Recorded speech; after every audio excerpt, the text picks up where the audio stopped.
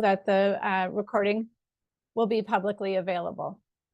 My name is Kathy Boyce. I'm Director for GridWorks of the Interior West, and I am joined by my colleagues today, Steve Black, a consultant for GridWorks and a specialist on transmission permitting and siting, and Matt Jones, Senior Project Manager for GridWorks. And Matt is also on deck if you're having technical difficulties, so go ahead and chat him. He might be able to help you. So today's work is the next step in developing community engagement principles for CETA board's consideration. I want to briefly review the history of the project before we launch into today's agenda. So Matt, if I could ask you to go ahead and launch some slides for us. If you want to advance to the next slide. So project timeline, just to give you a sense of the history here. We launched this project in February, started with a work plan where we polled the CETA board to get their interests and priorities. We then spent the early spring researching and hearing from experts, including a study session on April 30th and more in-depth discussion and again, working with the board to get their priorities to direct the work. We introduced the draft principles at the June CETA board meeting, and that was really the culmination of the board comments, their brainstorms, their reactions to the presentations and the study session, and informed from the literature review. So we're here today at July 15th to examine the substance of the principles, give the board directors some time to discuss and hear from each other, and to get input from the public. So Matt, if you could advance to the next slide, and there in the chat for you are the draft principles. So I'm briefly going to touch on them here and see the introductory slide for you, but then also refer you to the full document that Matt just dropped into the chat. So draft principles, 4 categories that again was informed from the literature review and the CETA board directors' comments and directions to us. They include 4 categories: information sharing, communication, community benefits, and accountability. And for each of those categories, the principles have a guiding principle and then bullet points beneath each of them that are intended to put the actions into practice. So for the first, information sharing, principle number 1 is to require a transparent, credible, and open process. For communication, principle number 2, require meaningful engagement with local communities. For community benefits, principle number 3, advocate for public resources, both financial and non-financial benefits that support local communities. And category 4, accountability, require long-term commitments to host communities. So our purpose today is to examine the substance of these draft principles and put them to public scrutiny, to hear from different perspectives, provide a forum for the CETA board directors to exchange ideas, and to get input from the public. So if you want to advance to the next slide, please. And our agenda, some opening remarks. I'll hand it over to Maury, the CETA executive director, in just a minute. And then we'll spend about a half hour with 4 folks who are very involved in either community organizing, environmental and land use conservation, or project development, to get a roundtable discussion as a prompt and a springboard for the CETA directors to discuss the substance of the principles at 2:15. And then we'll open it up for public comment at 3:15. Give the board directors a chance to react to that towards the end of our time together, and then a wrap up by 4:30. So for now, I will ask folks to keep themselves muted and stay off camera, and we will invite speakers at different points throughout the afternoon, and at that point to please turn your camera on and your microphone. So I'm going to hand it over to the CETA Executive Director, Maury Galbraith, for some opening remarks. Thank you, Kathy. Good afternoon, everyone. I'm Maury Galbraith. I'm the Executive Director at the Colorado Electric Transmission Authority. I want to thank you all for joining us today to help us develop these community engagement principles. I want to start by emphasizing that today is an important transition point in the development of these community engagement principles. CETA has benefited greatly from the expertise of Kathy and the team at GridWorks and from Steve Black over the course of the last 8 months, but now is the time for the CETA board, with the assistance of its executive director, to sort of take ownership of these principles and to start thinking about how we would implement these at CETA and potentially incorporate them into partnership agreements with independent transmission developers, and how we would go about holding those independent transmission developers to the same high standards that we hope to hold CETA to. So we are here today to listen and learn from all of you. We've got a wonderful panel of speakers that I think are going to be very insightful and are going to do a great job of kickstarting the conversation. We've got time for public comment. And like I said, myself and the CETA board members are here today to listen.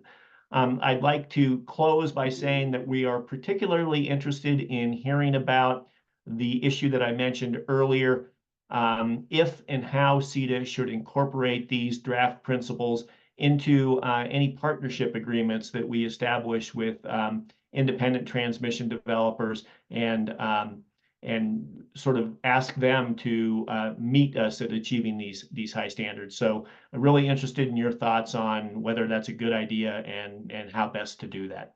So with that, again, I want to thank you all for joining, and I'll hand it back to Kathy. Thank you, Kathy.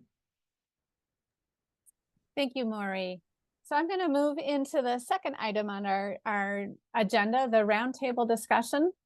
And we've invited 4 individuals who work involves energy development and land use, environmental protection, or community organizing. They are joining us today to give their perspective on the draft board principles. And this is really a chance for all of us to listen and as Maury said, to listen and learn from different perspectives.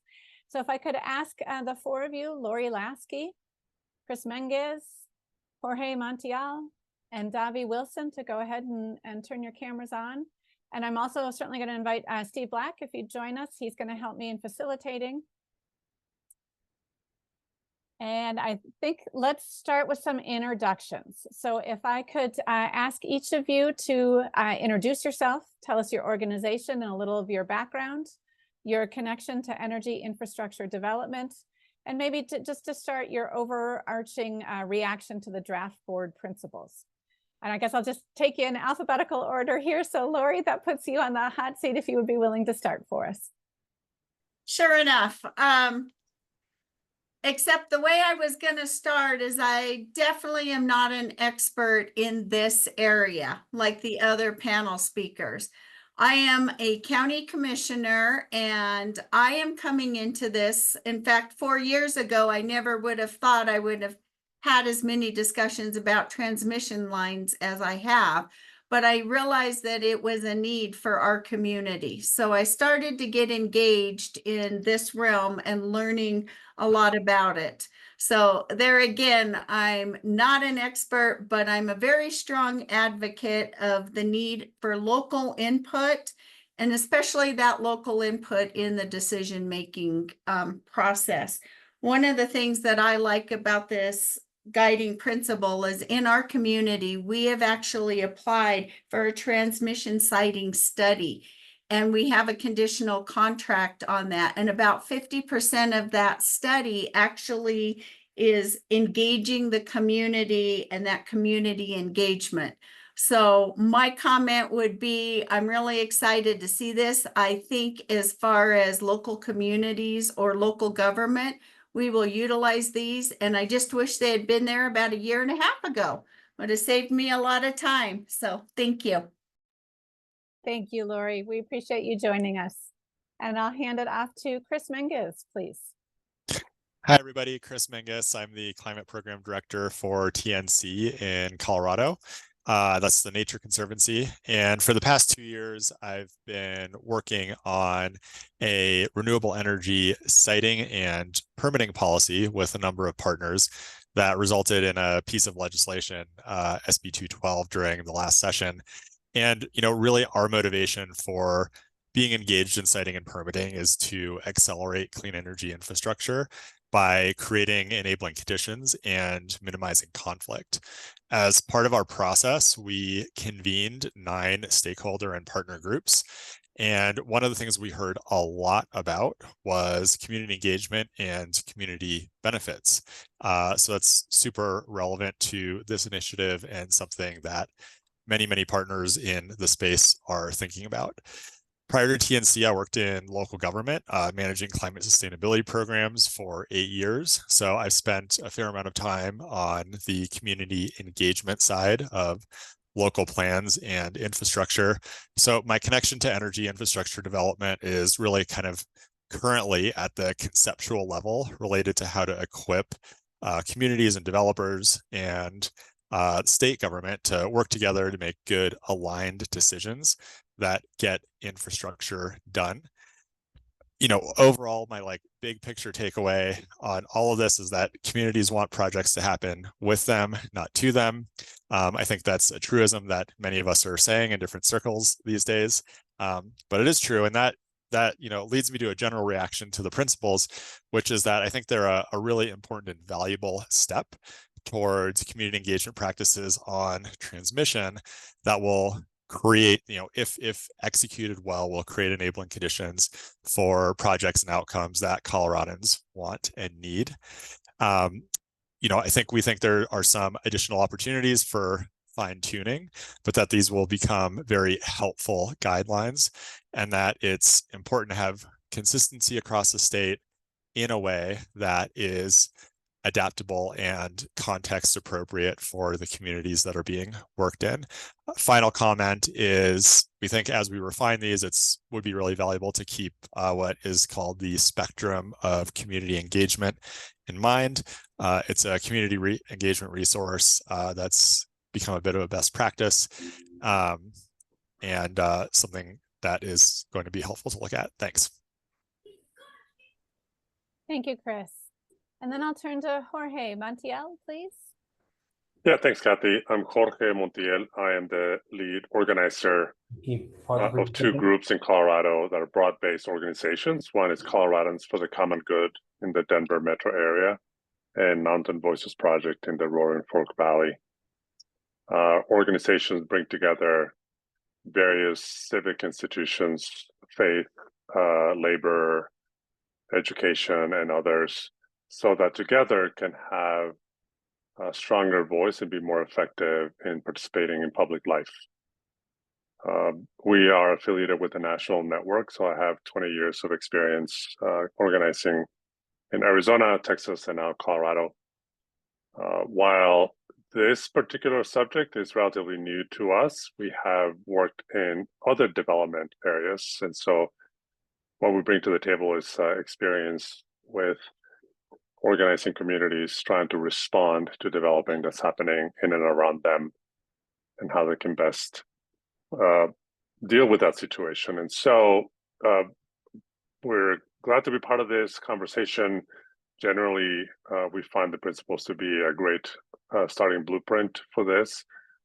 I would say that my reflections are going to be around recognizing that between CETA and the developers and the community, there's an imbalance of resources, of expertise, and power. And so ensuring that the principles include something that would strengthen the position of the community to be able to do the engagement, to do the ongoing accountability. That's kind of where we're coming at. So thank you for the opportunity. Thank you, Jorge. And hand it off to Davi, please. Hello, my name is Davi Wilson. I am a consultant. I have a small consultancy called Siting Clean. I work entirely on the issue of involving local communities in the siting and permitting process with a goal towards getting more clean energy deployed. I have a background, my background in this work began about 11 or 12 years ago when I started to work with a company called Apex Clean Energy, utility scale wind, solar storage, and green fuels company. Apex did not develop transmission, but we did a lot of work around community engagement on projects. While I was there at the company, I had the incredible opportunity to build a public affairs team there that I'm really proud of. To this day, a public affairs team was partially focused on state and federal policy related to these projects, but even the vast majority of the team was focused on the local project level engagement that needed to happen to help us get permits and get projects through that benefited communities and also could get built. So my perspective here is certainly reflective of that experience. And I hope to bring some of that, while not being a representative of the industry by any means, I do feel like I learned a lot in our early efforts in hundreds of different projects in about 30 different states on what these conversations with communities can look like, what developers can try to do effectively, where we can run into some challenges. And so hopefully that becomes useful here. My overall reaction to these principles is that I agree with what everyone has said. I think it's an excellent start. These are wonderful high-level principles. I think the devil will be in the details and how they are executed and how they are enforced. So a lot of my comments today will be trying to drill one level deeper on what some of the potential areas of challenge might be as we try to turn these high-level principles into much more specific practices related to projects.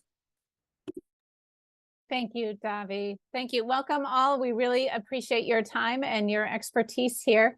I'll invite you all to maybe even turn your mics on so that we can have a good free flow conversation here.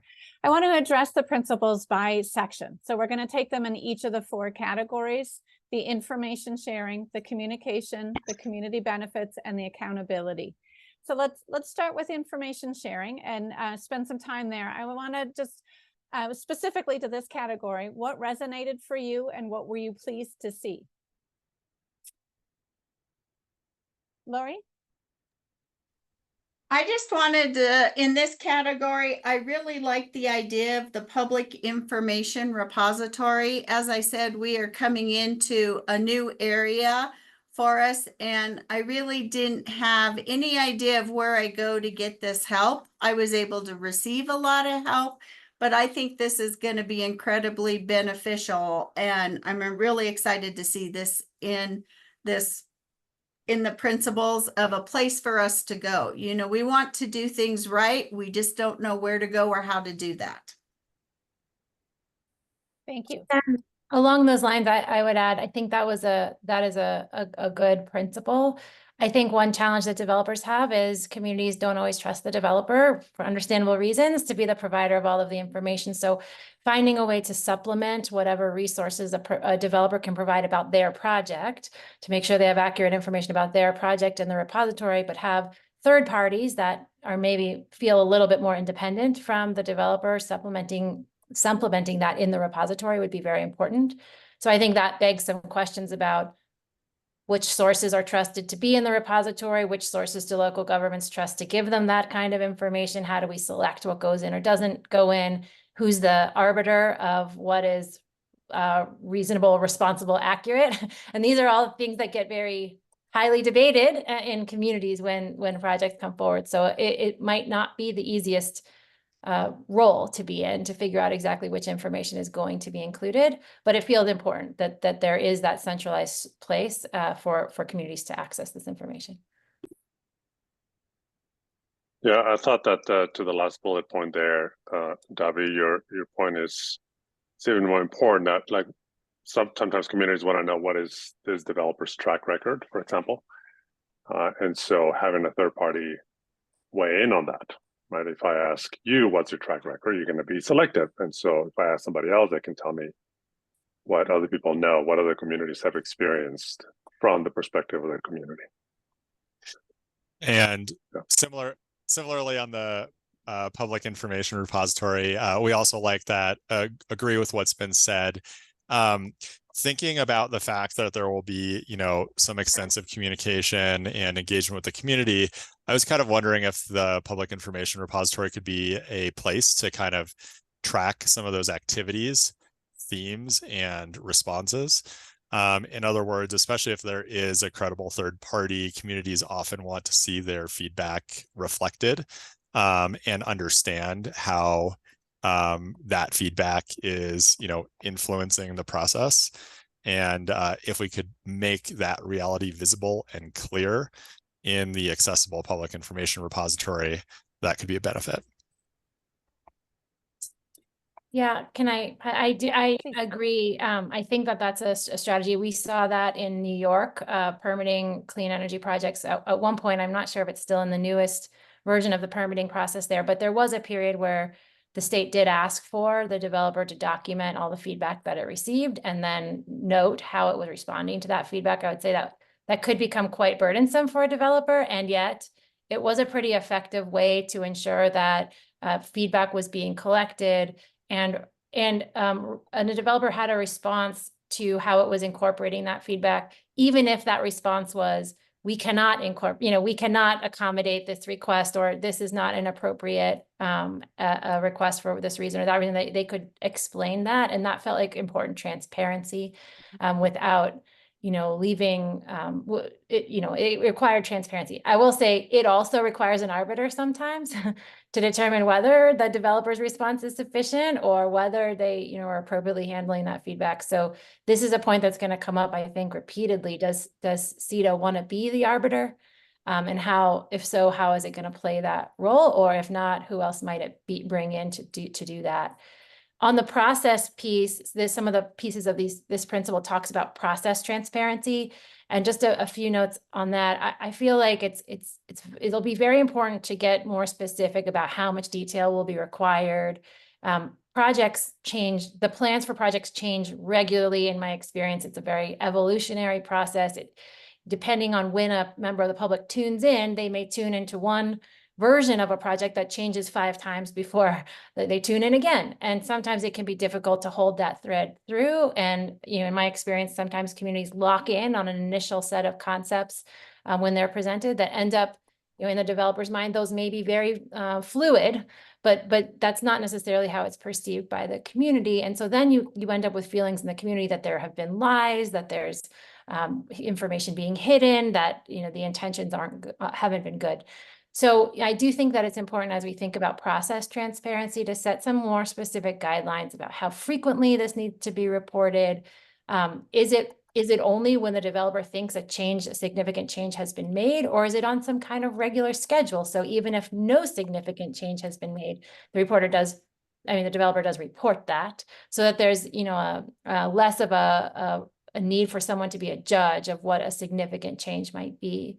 I also think that the principles mentioned regular and timely updates to the community. I think that we'll need some more clarity around what is considered regular and timely. Again, these are long-term development projects. They go through many, many, many, many iterations. So figuring out how to structure that where you actually achieve the goal of helping the community follow along and understand and give feedback along the way without creating extra confusion every time a new map comes out, say. So starting to build some structure around that seems very important. Thank you, Davi. I wonder, the New York project that you referenced, or maybe just in your development background, have you seen an entity that provides that third-party documentation and arbiter role that you've highlighted? Well, in the case of New York, it was the state that played that role. NYSERDA. I think they would review what was submitted as part of the required application materials for a project. And like I said, that was an older version of the application process. I don't know if that is still there in the current model. But I think you can leave it up to the public to be the arbiter of that. But it might be beneficial for all the reasons folks have already been saying, to have like an independent third party taking a look to and making sure that it's I don't know, that independence is there for that judgment about whether a response was sufficient, appropriate, adequate, whether a request was appropriate or possible or not. So I'll open that to our other roundtable participants. Have you seen, whether it's an energy specific or a large infrastructure project, where there is a third party, sort of an independent review and oversight of the process for community engagement?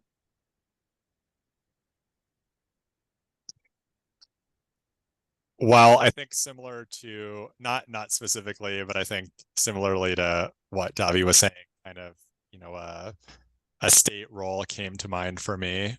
I've seen, contracted contractor teams with really great process facilitators that are retained by a local government do a really effective job with this. But obviously that's a significant investment. I think it will tie to some of the things in the other sections that call for resources to be provided to communities to to represent themselves well. So maybe there's a tie in there. Similarly,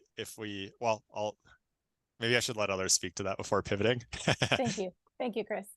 Well, my thoughts, Kathy, were actually moving us into the second segment in response to your piece, because what I've seen, the role that community organizations, broad-based community organizations can play is, in a way, be a kind of a liaison, if not the arbiter, certainly the ones that pull people together to make sure that their voice is heard. So this really goes into community engagement, more so that in the first piece, because as somebody mentioned before, that there may not be enough trust. Our organization in San Antonio, for example, we got involved in an effort that the local utility, a public utility, so city government was on one end, wanted to do an expansion on a weatherization project, and they sent lots of information and invited the community through their monthly bills, so everybody got an invite.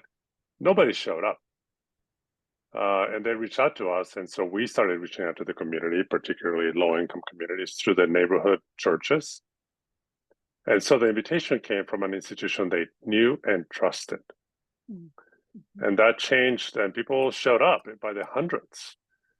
And that was a clear community benefit that nobody was going to take advantage of because the messenger was not trusted.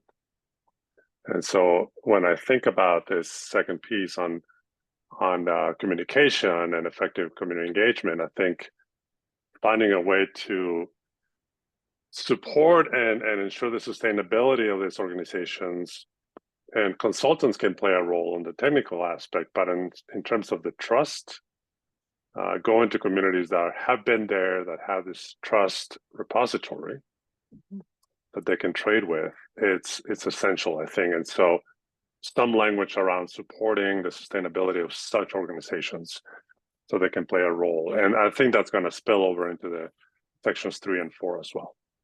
Yeah, thank you. And I want to come back to that as we get into the later sections. I do want to tease out just a little bit this thread. I think Davi and Chris both hit it, of if the extent of the transparency. If you're documenting every step and every development within the project, what is the balance between the transparency and not overwhelming, and as Davi said, that folks who lock into maybe a previous draft or a previous map, and how balance the full disclosure and full transparency, but not overwhelming with materials and each incremental step. Lori, your experience as a county commissioner, any thoughts there? I just want to focus on the word communication, that it's not really about how much information is put out. It also includes what you're receiving back and making sure that that is a two-way communication. So that really fits in exactly with what you're doing. When we have a 1041 is what we use in our citing process for a number of things like that. We find that they offer many opportunities for the community to come in, but until it's right in their backyard, sometimes we don't see that communication and that two-way discussion. So that's a tricky thing, and I appreciate that it's called out in this.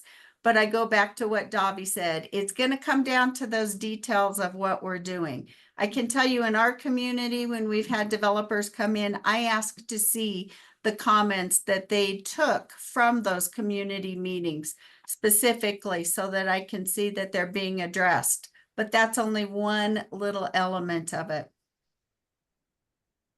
Thank you. Here. Let's move on to the second one, communication.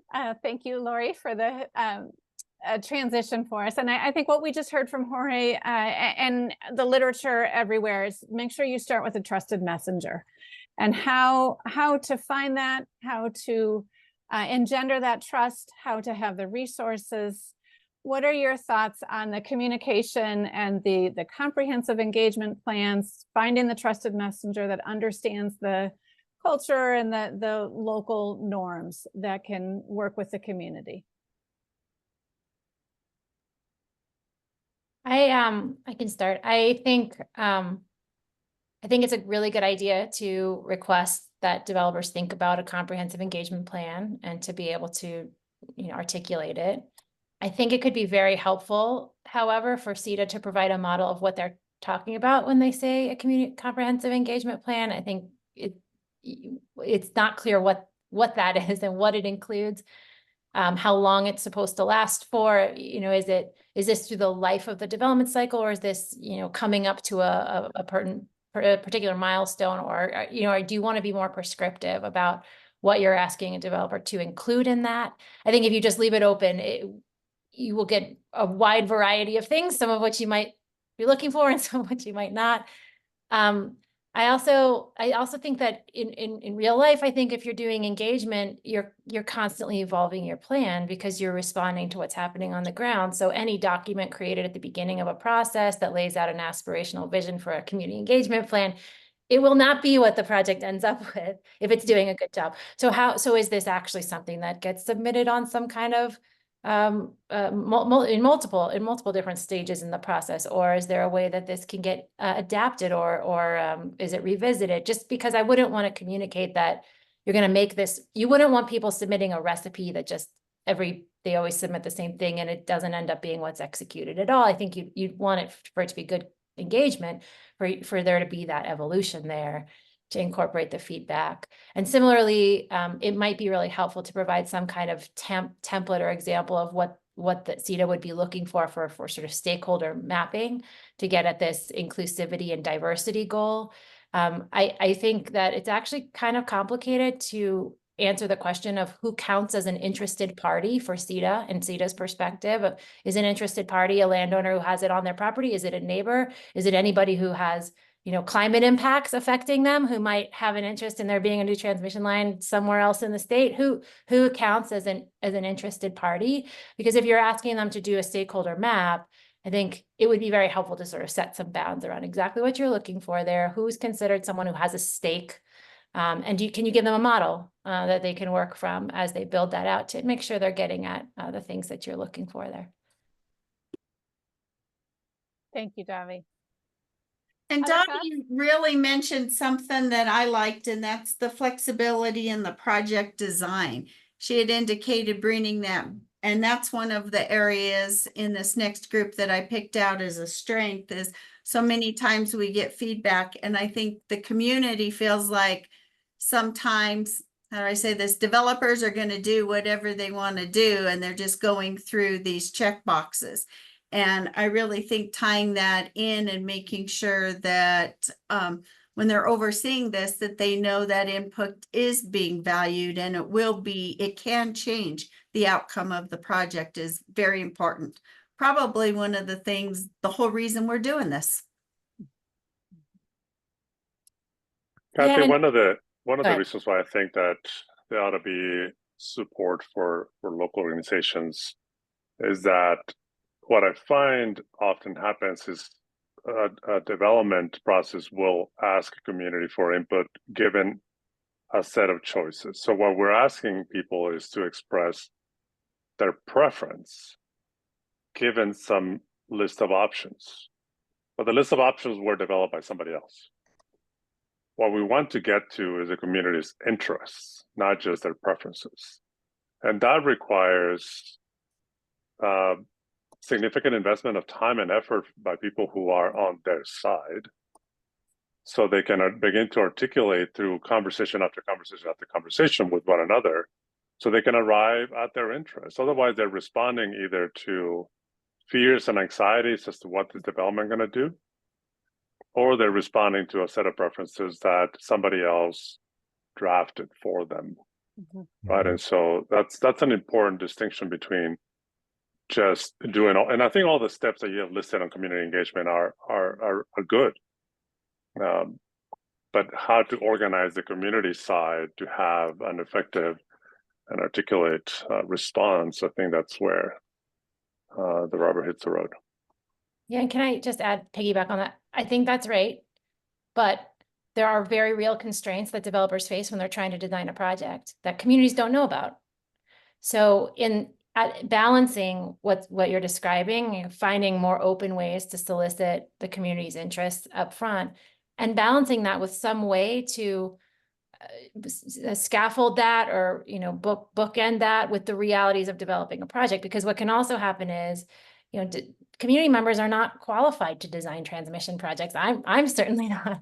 And if one was coming to my community, just stating my interests wouldn't be sufficient to designing a good project. So figuring out how to balance that, giving in this information that's being provided, or this facilitation support that's being provided to the community, having some education in there about, what goes into citing a transmission project, what constraints exist that the developer has to work within, and providing as much open, unrestricted opportunities for feedback as possible, and finding a way to facilitate that.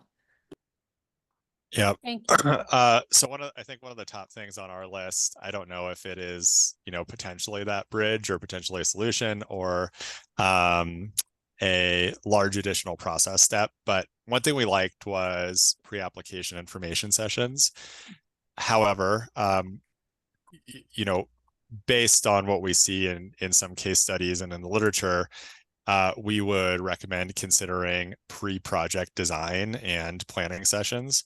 So this means that instead of, designing a project layout and then beginning an engagement process with a community, it's beginning engagement with a community as soon as, a corridor in that community is anticipated.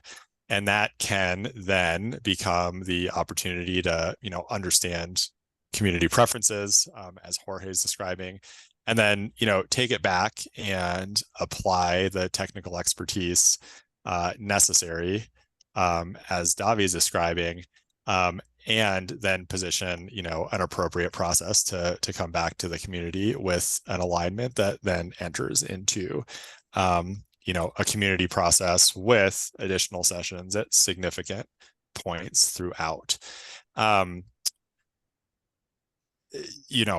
Again, I think like our folks that work specifically on equitable engagement around energy infrastructure in TNC thinks that it goes a really long way to begin engagement once a project is ideated, and that it's essentially too late once a project is specifically conceived. And then, to that end, thinking about enabling that engagement, we like the inclusivity, diversity bullet, but we think it should be expanded to support that engagement, to create enabling conditions for folks from marginalized and underrepresented communities. These are the things we're most of us are likely aware of. Just structuring meeting times, locations, providing childcare, language services, and potentially stipends for community expertise, so that folks can really engage meaningfully in the process. Thank you. So I think what I'm hearing in this section is the comprehensive engagement plan early, even pre-application to early development stage, making sure that it's a two-way communication, that it's not just opportunities to provide input, but then for stakeholders to also see that how that input is being incorporated or not, and very clear. Although balancing that with some need for project deadlines and timelines to ensure that the project continues to move along. I think, Jorge, I'm going to come back to you as we move on to the third section of community benefits. I think I've heard a couple times of the need to support communities to be able to have this level of engagement, to have them be able to participate and communicate and effectively really engage. I'd like your thoughts on principle 3 here for public resources. Yeah, thank you. I would say that, I went to the bullet point on self-determination of benefits, and I really like that. I think that's an important piece that needs to remain there. However, I think it's important to going back to the point I made, providing resources so to make it possible for a community to perform this function is very important. I mean, Davi said that, the general population, myself included, we don't know how to design transmission lines, and I agree. Most of us don't necessarily know what that community benefits could potentially look like. I mean, usually that comes about after a process of community members talking and negotiating and debating and fighting with one another to arrive as to this is what's best for our community, as opposed to just individuals. So you can end up with a couple. This is what individuals want. This is what the community, a small town wants, for example. So I think it's important to acknowledge that it's important to include resources for a community to be able to fulfill this role, because they're not going to have the expertise to begin with. They're not going to be able to articulate that to begin with. I mean, they know their community better than anybody else. It doesn't mean that they immediately know what a community benefits, a self-determined community benefits would look like to start. Thank you. Yeah. I see both Davi and Lori have hands up. So Davi, why don't we go to you next? Oh, Davi, you're on mute. Sorry. Yes, I was gonna say, I do agree with that point. But actually, before we left number 2, I just want to have an overarching point again. I think one thing about putting out these principles overall is that you're asking for these missions, you're going to be asking for this evidence from developers that they're doing these things. It's putting you, CETA, in a position of having to evaluate all of those things. So there will be hard questions. I think that I don't know who's going to do this. So I think that's why it's important to raise it. But whether it's evaluating, any of these plans, do they meet your standards? Are they sufficient? Have they achieved the goal? Have they sufficiently proven their willingness to be flexible? These will be difficult assessments to make, I think. And it's going to be hard to make them not feel arbitrary. And so that goes, I think, for all of these categories, and community benefits as well. You've got language in here about fair and equitable compensation. I mean, who's going to decide whether it's fair and equitable compensation? Does that just mean every landowner on the line gets the same amount, which is one way to do it? We used to have something called a most favored nations clause in some of our projects where all the leases were the same. But that does really limit flexibility and creativity, and it can put individual landowners in a position of being able to, kill a whole line if they just want to obstruct. So it is complicated, and I just wanted to note that I don't know how CETA is imagining it's going to play this evaluation role, but by asking for all of these things, you're sort of requiring yourselves to play that role. So I just wanted to flag that. Thank you, Lori, and then Chris. Thank you. Well, in the community benefits section, I wanted to point out the third-party adversary or advisory resources. I really saw that as a positive thing of good faith. I also like that the resources were offered. Otherwise, you would be really putting communities that struggle with budget at a disadvantage of being able to hire someone to do that. So I appreciate that. Then up on the tangible community benefits and the self-determination, of course, as a local county commissioner, I really like that. But I think there needs to be some maybe more work on that in the vetting. My initial concern was you're kind of saying that's a pay-to-play type of thing. And then how do you actually monitor that? How long are those community benefits supposed to be those tangible? Is that for life of the project or just during the construction? And who's actually going to follow up on that follow through and that enforcement? So those were some things, like I said, the philosophy I think there might need to be a little bit of work in there and how that is done, and that we're very upfront with developers and they know coming in what that entails. So a need for more specificity. I think I'm hearing from both Davi and Lori of as this goes into implementation, what would it actually look like on the ground? Who's doing what and who's accountable for what? Chris? Yes, thanks. Just picking up perhaps again on both of those threads, we really like the third-party advisory resources. One recommendation would be to kind of consider expanding what those are available for to help communities, essentially negotiate for the benefits package, compensation package that makes sense to them. And I think Jorge was kind of suggesting something similar. But this would, just explicitly like make those resources available. And then connecting to accountability and community benefits, I think it would also be beneficial to consider, essentially a framework as part of this process that kind of makes the reality of the trade-offs visible. Covers some of either the main things that a community identifies or that we know are like common important elements to many of the communities where infrastructure will be cited. Think about environmental impacts or impacts on prime ag land, or cultural resources, for example. That can be valuable. I've seen projects in my own community get stuck in kind of like competing anecdotes and science about like whether or not there is a trade-off, with a project in a certain location and what that might be.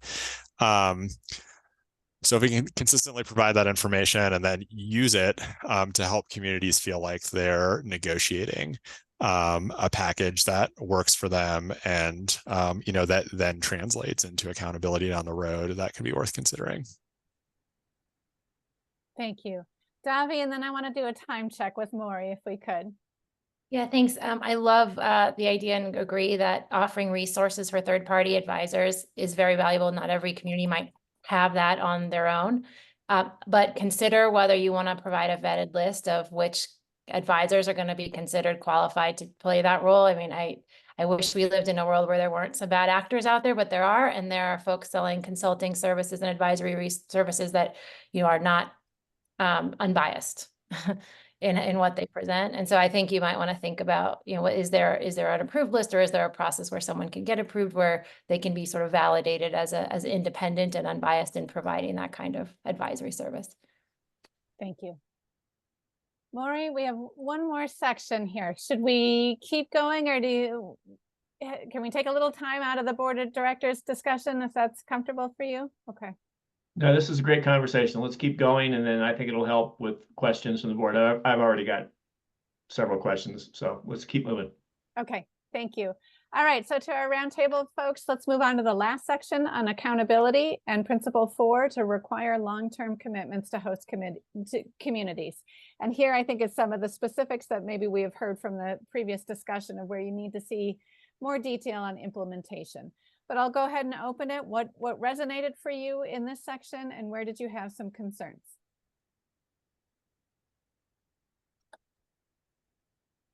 I think this is a good section. I thought a few suggestions for additions. It might be great to set up a clear standard for what an appropriate complaint tracking and resolution process looks like for projects that's consistent. I think that would fit in with this and maybe create, a nice standard that could be developed with all parties. Definitely had questions about who would enforce this, but we've already talked about that. I wanted to flag that I think operation stage engagement seems really important and is sort of mentioned here, but maybe another place where a little more specific guidance could be offered. For example, it might be nice to suggest that a project have at least an annual report out to the community once a year, sharing what this project has actually delivered to them.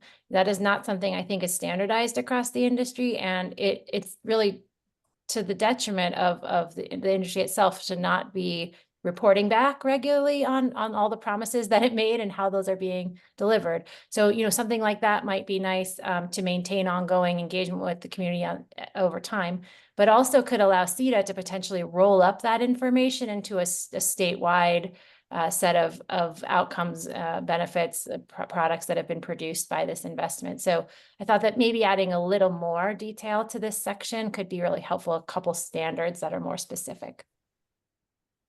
Thank you. Lori? Thank you. In this section, I just wanted to point out the construction stage engagement. I really appreciate that. We have not done a transmission line, but I can tell you when we've done other large projects, we've gone through and come up with what I thought it was very exhausted list of frequently asked questions. And I will tell you, our community members will come up with something that was not on that list. And then we're trying to answer those calls. We don't know. We're not the experts why things are happening. So I really appreciated this in there and calling that out. You would think it would be a best practice, but what I'm learning is it's not always to have that designated person. The other part that I just wanted to quickly mention, because we are short on time, is the restoration. And you know, we look at decommissioning, but I think there needs to be a little bit of discussion in there about what happens, not at the very end, but if things happen in between. So those are things that I'm concerned about, because a lot of these projects, the last one we just cited was a 50-year project. So I know in 50 years, they're going to put that site back to pre-construction. But in between, what is going on? They do other types of construction that don't fit in, you know, blading, stuff like that. And I don't know how you call that out, but when you have these long-term projects, I think it's something that needs to be addressed, at least for the community. Thank you. Thank you, Lori. Jorge? Yeah, I would say that just that point about having the developer have a liaison, I would add something about ensuring that there is a liaison in the community that helps, even brings back to CETA feedback from what's going on. So maybe an intermediary, although I don't know if that's the right word, but a liaison between the community, the developer, and CETA to evaluate and report on. This is our assessment of what's going on. Have the top 3 things been done? Are they still being done over time? Because you're not going to be, CETA's not going to be able to keep track of it. So having somebody in the community designated from the get-go, I think would make accountability possible. Thank you. And I just, being conscious of time here, I want to, rather than me summarizing, if I could go back to each of our roundtable participants and just give us a sort of a given what you've heard in the last half hour of areas of strength, but also areas where we might improve. Sum up for our directors of the 2 or 3 elements that you think really could use strengthening in these principles. And I'll give you a second to think about that and maybe go to Steve first. Thanks, Kathy. Before we wrap up, I just have one question for the panel members. We under number 2, we've suggested in this draft a land agent code of conduct, and I don't think any of you spoke to that. I'm curious if any of you disagrees with that recommendation. I think it's a best practice. We saw it in the FERC NOPR for backstop siting authority, but it's relatively new in the literature and new in terms of community engagement principles. Do any of you have thoughts about that?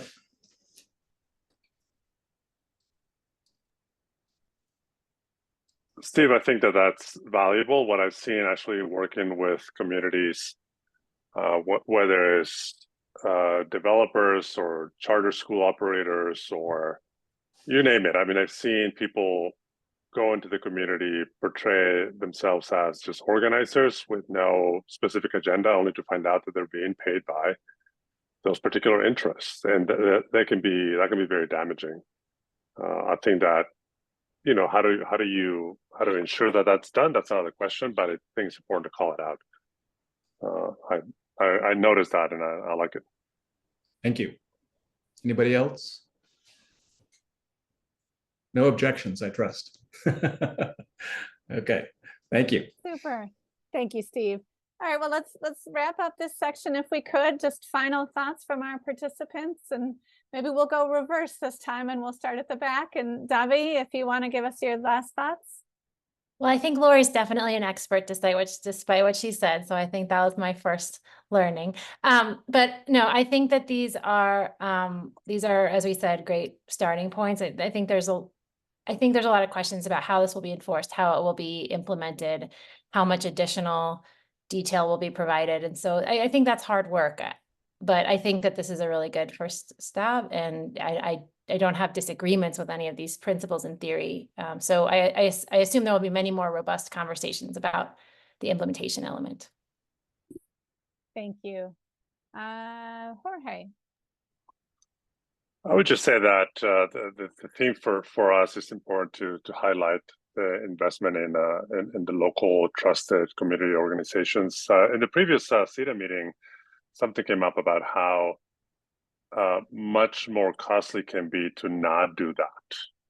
Not investing in that can hold up projects indefinitely. And I appreciated Davi's caveat before that. You want a community to express their interests. And I would say as a prerequisite to then negotiate over that, because it doesn't mean that the community knows exactly what it can be done. So that community organization has to be willing to both articulate the community's interest, but then also help the community negotiate with the developer to arrive at a mutually agreed beneficial outcome. Thank you. Chris? Thanks. I would start by just saying, we're really appreciative of CETA and the CETA board taking a close look at this and kind of rolling up their sleeves to refine the principles, and think that will be really valuable.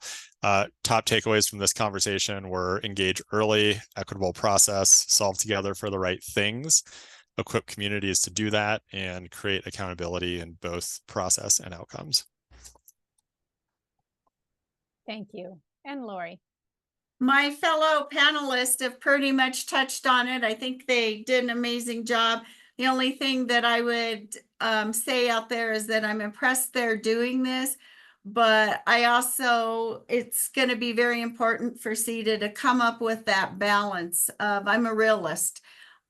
We definitely need to do this, but it can't become so burdensome that it doesn't take place genuinely and actually provide the benefit that we're working towards to make sure that this engagement happens. And sometimes we have a tendency to do that we get so focused on a little part of it that the overall encompassing thing can sometimes be hindered. So thank you all, and I appreciate it. It's been an honor to be here. Thank you. Thank you all. We really appreciate your thoughts and your expertise. We'll carry those themes now, hopefully as a springboard and a prompt for our CETA directors to really pick apart some of the elements, the transparency, the documentation, the standards as we look to implement, to carry all of those themes into the next section here. So I'm going to move to item number 3 on our agenda, the CETA board directors discussion.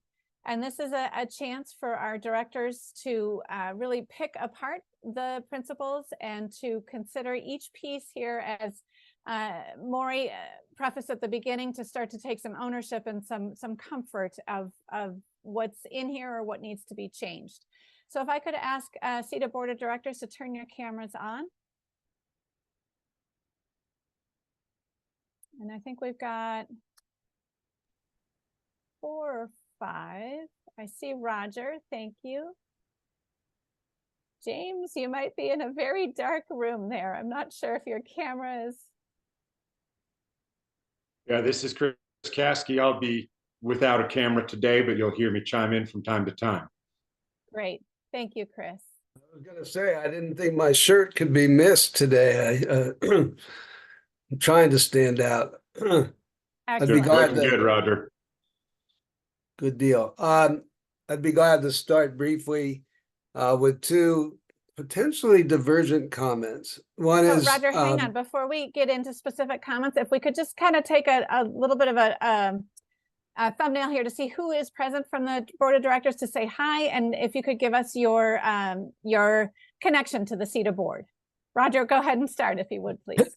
Hi, I'm Roger Freeman, I represent the industrial sector actually on the board.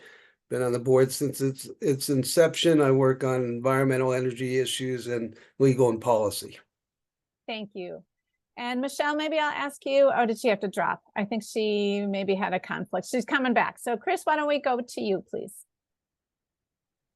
Yeah, this is Chris Kasky. I'm the vice board chair, and I represent the ratepayers of the Western Slope, and it's a pleasure to be here. Thank you, Chris. Carl?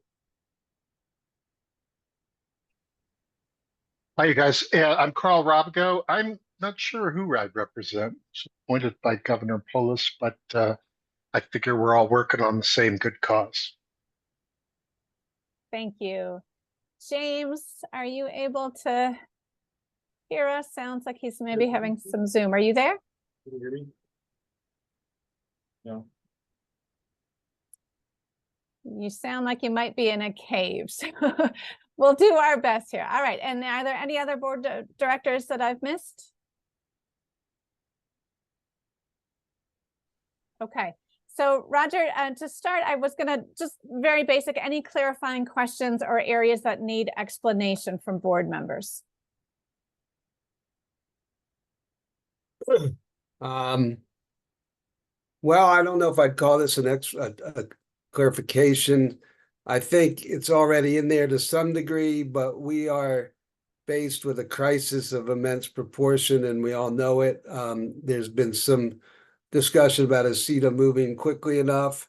I think we can say as a board, we are firmly committed to moving as quickly as possible, but community engagement and the principles that we are addressing here take time, and they take a lot of time. And so I think that one thing we have to come to grips with is I think there was a mention of a reality check. Maybe Lori, you mentioned the realistic elements of this. I think we want to be very proactive and continuing with our engagement, and yet make sure that we don't get so bollocksed up that we don't accomplish our mission on all fronts. A related comment is that we need to, if you look at our participants, et cetera, we need to find folks who are more in the mode of this is all, you know,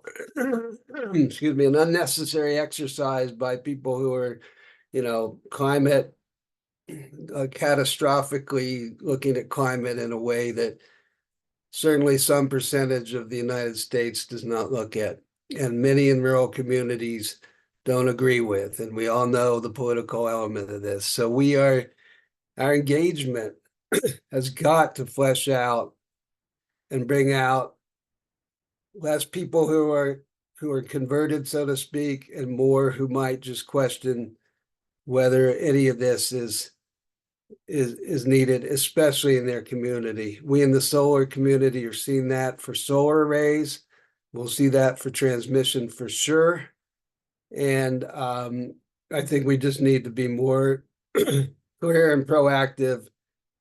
Each of us may know folks who are strongly, you know, opposed to some of the basic assumptions we put out here. Let's bring everybody into the fray. Thank you, Roger. Other board directors, any initial reactions to what you heard during the roundtable discussion or initial thoughts?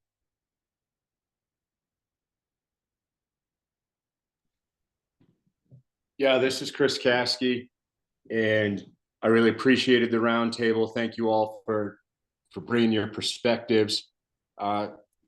Something that Davi said is something I'll need to ruminate on, which is how do we enforce, or are we the arbiters of this checklist? And I suppose no further comment on that other than CETA will have to think about that. I echo Roger's comments that speed is of the essence, and good. I'll paraphrase something Chris Menges said, which is that good community outreach can create the enabling conditions for speed.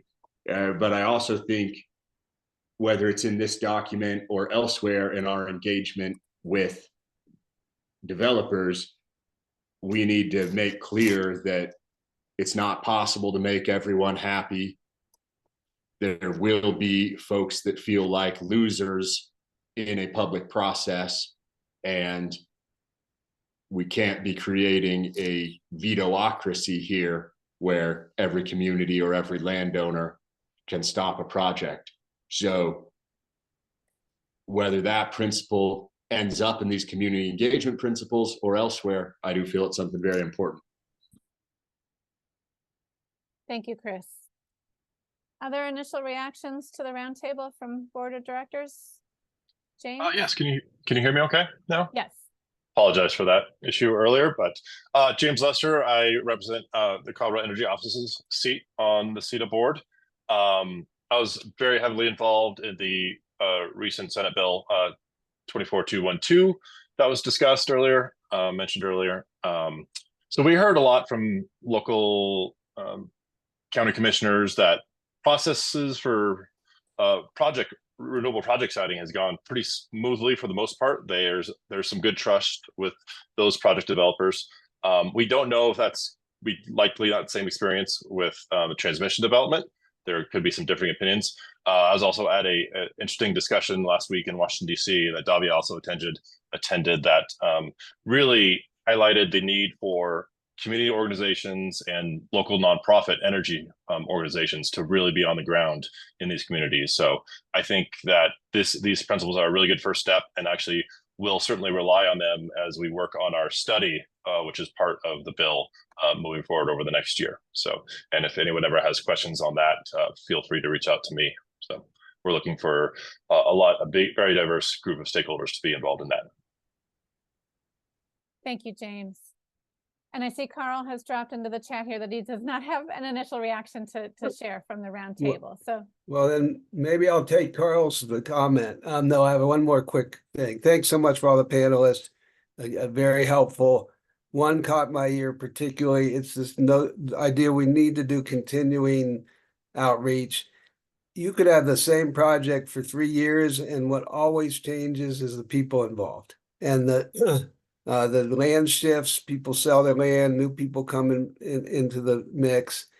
And there should be, and that may help define a beginning and end timing wise to address this long-term continuous issue.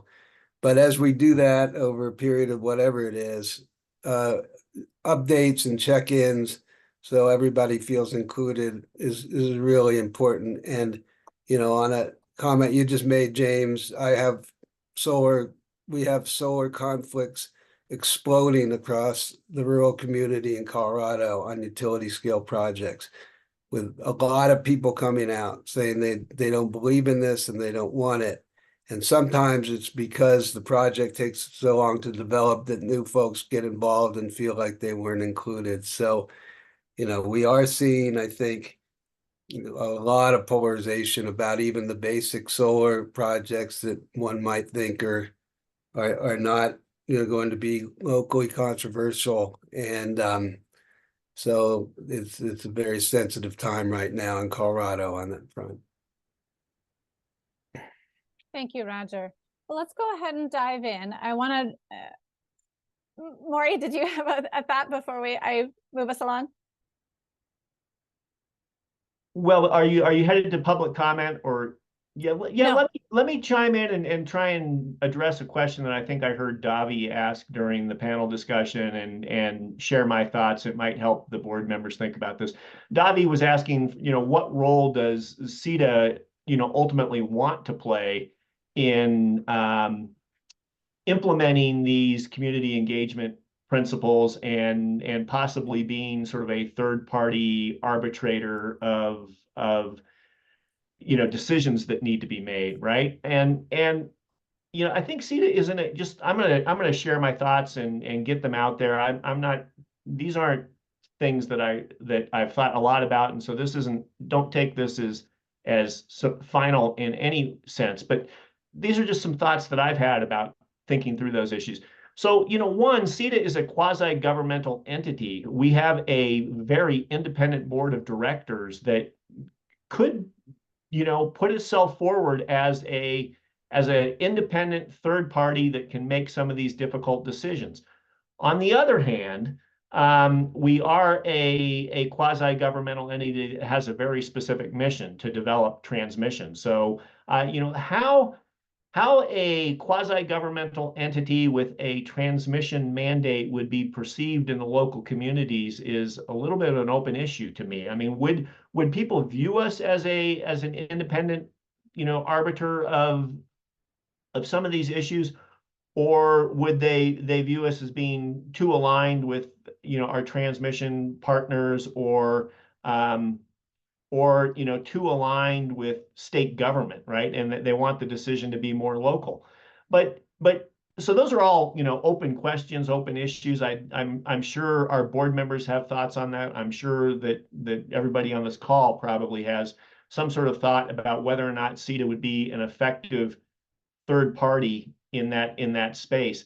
But one thing that I've always thought about is that CETA could put itself forward as the arbiter of, we could put ourselves out there as playing that role as, potentially being the entity that, partners with a transmission developer, gets some funding to assist the local communities, hires a consultant to help with that and distributes that funding. We could be the overarching arbiter of that implements all of that. As someone that puts that forward in the first resort. But if the local community objects and says, we don't want CETA, we want to make those, we want to identify some other independent entity to play that role, then I think CETA would be more than willing to step back and play a lesser role. But I think that if you don't put it out there to begin with, I think you run the risk of it not being picked up and it not being done. So to answer Davi's question, I think that CETA does have a role in ensuring implementation, ensuring follow through. I would put ourselves out there as independent and able to do that in an unbiased way. And I would imagine that some communities would probably nod and say, yes, we agree to have CETA play that role in this process. I bet there's other communities that say, they nod their head in the other direction and say, no thanks, we're not interested in having CETA do that. We would prefer someone else. But again, I think that CETA would, even in that case, plays an important role of getting the conversation, getting the idea on the table, getting the conversation out there. So that's sort of how I think about it. And I don't know if other board members have thought about the role of CETA here, or if any of our panelists want to unmute themselves and jump back in and share what they think might be an appropriate role for CETA. But I think it's something more than just simply a passive role of putting those principles out there and then not being there to follow through on implementation. I think we should commit to following through on implementation. But if it's not going to work in a specific instance, be willing to step back and step away. So that was my response to Davi's question. And again, we're here to listen and learn from people. So if others have better ideas, we're all ears. Thanks, Kathy. Thank you, Maury. Let's pause on this question. It was a loud theme from the round table of CETA as a third-party arbiter, or even somewhat a mediator or a prompter for the communities to be that enabler. Welcome thoughts from the CETA directors that are here. Your reaction to Maury's comment is CETA as being that enabler or third-party arbiter if it is welcome from a potential host community. Do you feel that is an appropriate role for CETA? Yeah, this is Chris Caskey. I think certainly CETA needs to be internally comfortable that the principles are being followed, because those will be in our engagement contract with the developer. And if the contract's not being fulfilled, then the contract's not being fulfilled. Now, how does that look with respect to the community, or that I've thought less about. I did like what Murray just said, but before I give it my wholehearted endorsement, let me think about it longer. Thanks. Roger? They have the same qualifications as Murray and Chris, but with that said, I would favor a proactive approach. We've been appointed as board directors for a reason. All of us have done extensive work in this field. I'm a seasoned mediator. We have people who, should be able to help resolve disputes and be proactive. And I think that our statutory charge is broad enough to encompass that. So that's where I would lean, again, subject to the board being totally comfortable with our role. Michael. Now hold if any other board of directors want to weigh in. Is this an appropriate role for CETA to step in as a third-party arbiter where it's welcome? Yeah, this is Carl. I'll jump in and say the role that we're talking about, I'm very supportive of. I think that I start by asking, if not us, then who in the situation where that sort of high level, driven by the highest policy considerations, responsibility arises. I'm not sure calling it an arbiter. Rather, I feel like the responsibilities are going to be more like convener of solutions, with a sort of particular direction in mind, as opposed to something like a completely neutral arbiter. We're not neutral. We have a mission. We're supposed to be advancing some policy, as I said before. So I think a convener, and maybe even under the right circumstances, a situation where if we want a professional arbiter to mediate particular issues that can be pulled out, that to me is a leadership function. So I'm wrestling with the idea that we're not just a mediation firm. We're an agency with a mission, and that's what we want to see done, the best solution to advance our path to 100% renewable energy. So when the conflicts arise, I see us having a role of bringing the parties together, it was Ron, I always give credit to Ron Lair for this definition of leadership, convening people around a common agenda. That's the role I think we have. So I guess maybe I'm modifying it a little bit, or maybe I'm just saying the same thing with different words, but those are my thoughts. So with an eye towards the transmission development as the mandate that's been given to CETA. Yeah, well, I'm also trained as a lawyer, so I can say on the other hand, with the eye towards the transmission or other solution that's in the public interest. I mean, I think we're already doing this with some of our plans. There's situations where you can say, gee, I think we should do a 1,000 megawatt DC line east to west in the middle of the state. Maybe not. That's not in the public interest. It's not always just the transmission development. It's the best solution. So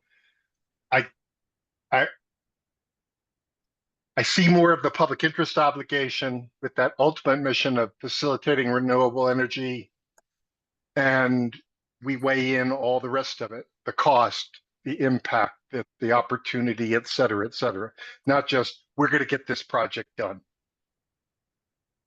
Okay, thank you. I see Davi, since you're the third-party arbiter, was a theme that came up repeatedly through the roundtable. Please go ahead. Thanks. I just wanted to say, I think we're actually maybe talking about a couple of different roles for CETA. One is the case where it's coming in as a mediator, like there's a conflict, I don't know, between the developer and the community, and maybe does CETA come in as a mediator? There's that question. And I think more than do they trust you does the community trust you to be in that role is very critical. But I was even talking about a more basic, I think, role for CETA, which is to say, if you have these principles out there and developers are being expected to comply with these principles, somebody's going to have to evaluate whether they've actually complied with these principles or not. You're going to have to decide, have they sufficiently met them or not? And some of these things in these principles are so broad that it's going to be that's not going to be easy. Like, again, like, is their public engagement plan sufficient to have met the principle? Well, as it's written right now, it would be very difficult for you to have a standard way to evaluate that. So I think like that when I said arbiter, maybe that wasn't the best word. Like, I think there's this basic role, as long as the principles are there, with evaluating whether the developer has actually complied. And then, but additional to that, there were some other factors that came up about mediation with the community, about being an expert resource for the community, about evaluating expert resources for the community. You know, so maybe we're actually talking about a couple of different potential roles for CETA. And I just wanted to say that maybe we don't have to tackle all of them right away, but at least the evaluation piece does seem important to be prepared for. Thank you. I'm going to hand it to Steve, who I think might help shed a little light here on that evaluation piece. Thanks, Kathy. These are all really important questions, and I thought I would try to level set with this clarification. One of the ideas, and this is of course subject to board approval, and the board has not yet made any decisions with respect to these community engagement principles, but one of the suggestions we made at the June meeting is to incorporate these principles into developer agreements that CETA negotiates with third-party developers. In other words, incorporate as a matter of contract the principles, and Davi, to your point, you know, more specific language that kind of explains what those principles will mean in practical application, so that they are literally enforceable under the developer partnership agreement that Maury has with third-party developers. So keep that in mind, because although contracts are not self-enforcing, that mechanism does provide a means to take these sort of high-level principles, provide more detail and specificity in the form of the contract, and then the developers are bound by that contract. So anyway, that's an idea that we've suggested to the board.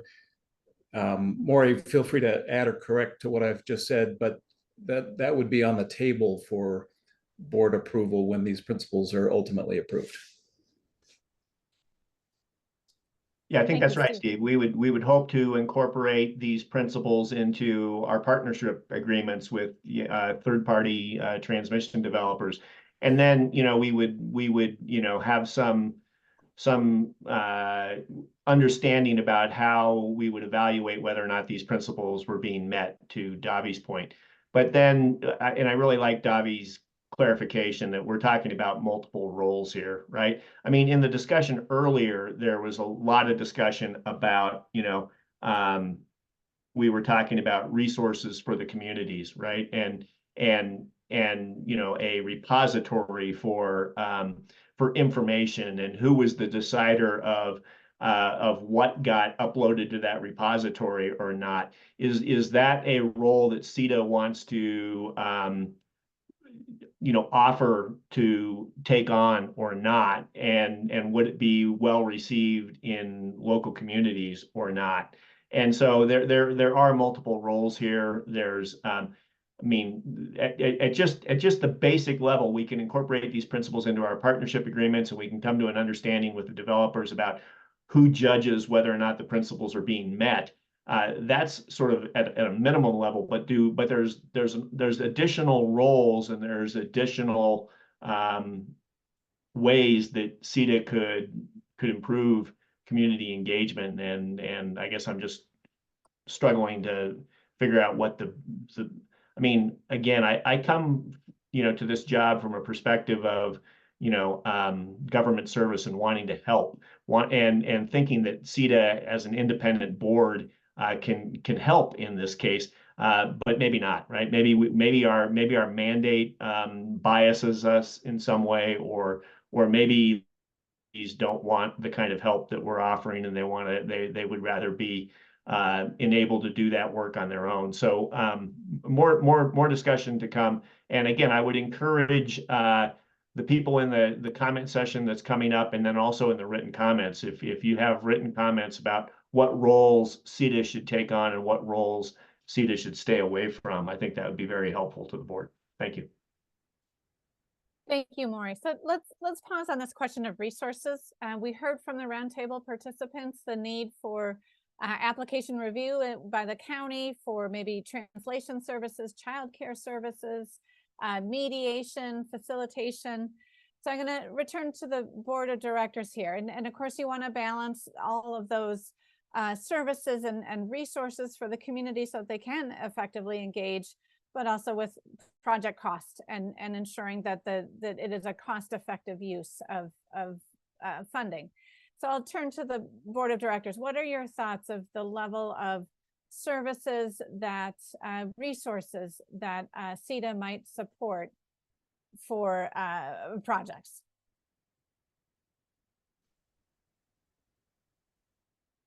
Is it an appropriate role for CETA to find mediators or to find consultants who might be able to do application review for the county?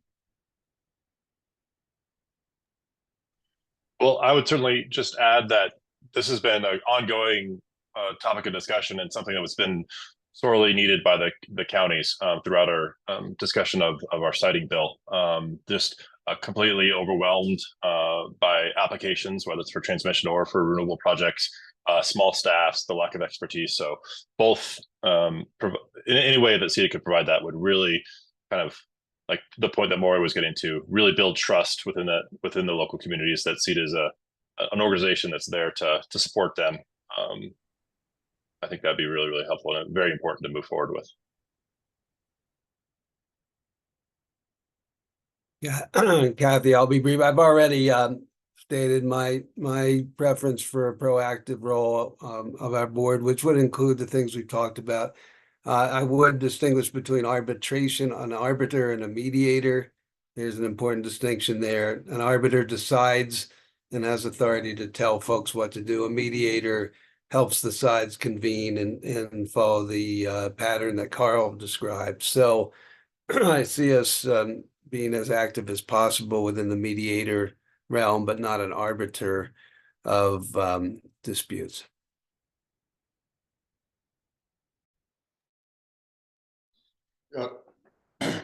This is Chris Caskey. Kathy, the direct answer to your question, I think yes, CETA ought to have a list of consultants that counties can use to the extent funding's available. Perhaps we can fund some of that, or maybe that comes from the developer. Roger, you said we're not deciding in disputes, but I think in practice we will sometimes, right? If the community says, hey, this material was insufficiently transparent or insufficiently detailed, and we don't like that, we might say, well, we're still going to keep this contract with this developer because we think it is sufficiently detailed or sufficiently transparent. So even if that's not the role we set out to play, I think we might end up playing it in some circumstances.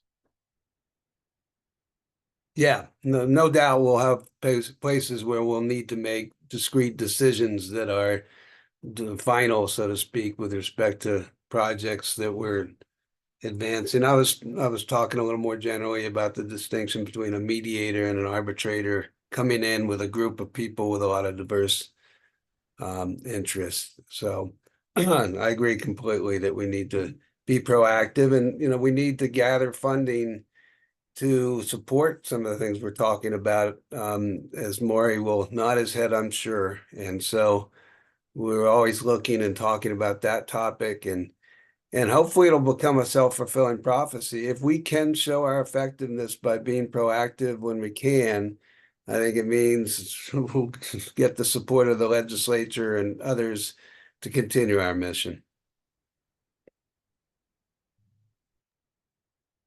Thank you, Roger. So I want to open to the board members, and we've been talking on specific themes from the roundtable, but I want to open it here in our last few minutes with the directors of areas that you feel like the principals don't go far enough, or maybe missing, or not enough in a particular issue. Just to open the floor here, this is your chance to give feedback here as the principals move into next round of revisions. Where do you see there are gaps?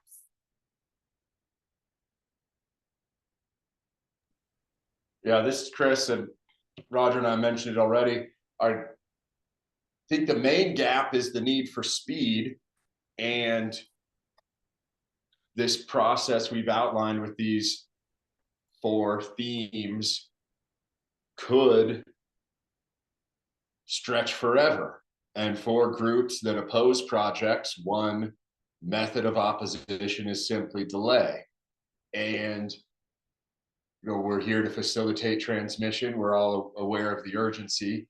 And again, maybe it doesn't go as a 5th principle. Maybe it's elsewhere in our setting of expectations. But I do think speed is something very important that needs to be acknowledged.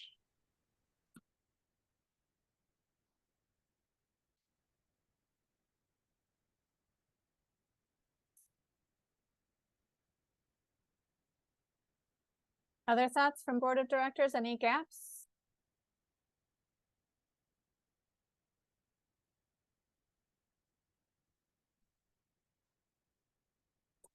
Anywhere that the principals don't go far enough?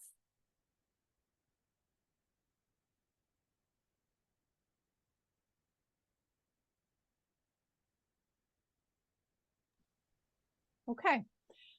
Before we turn to the next section in our agenda, the public comment, I'll just give board of directors another shot here. If there are other thoughts or themes that have not come out yet through this discussion that you would like to share with the team that will be taking another round of revisions.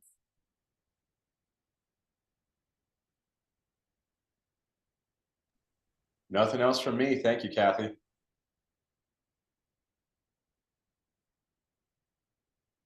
Maury, any thoughts from you that you'd like to poll the board or themes you want to return to?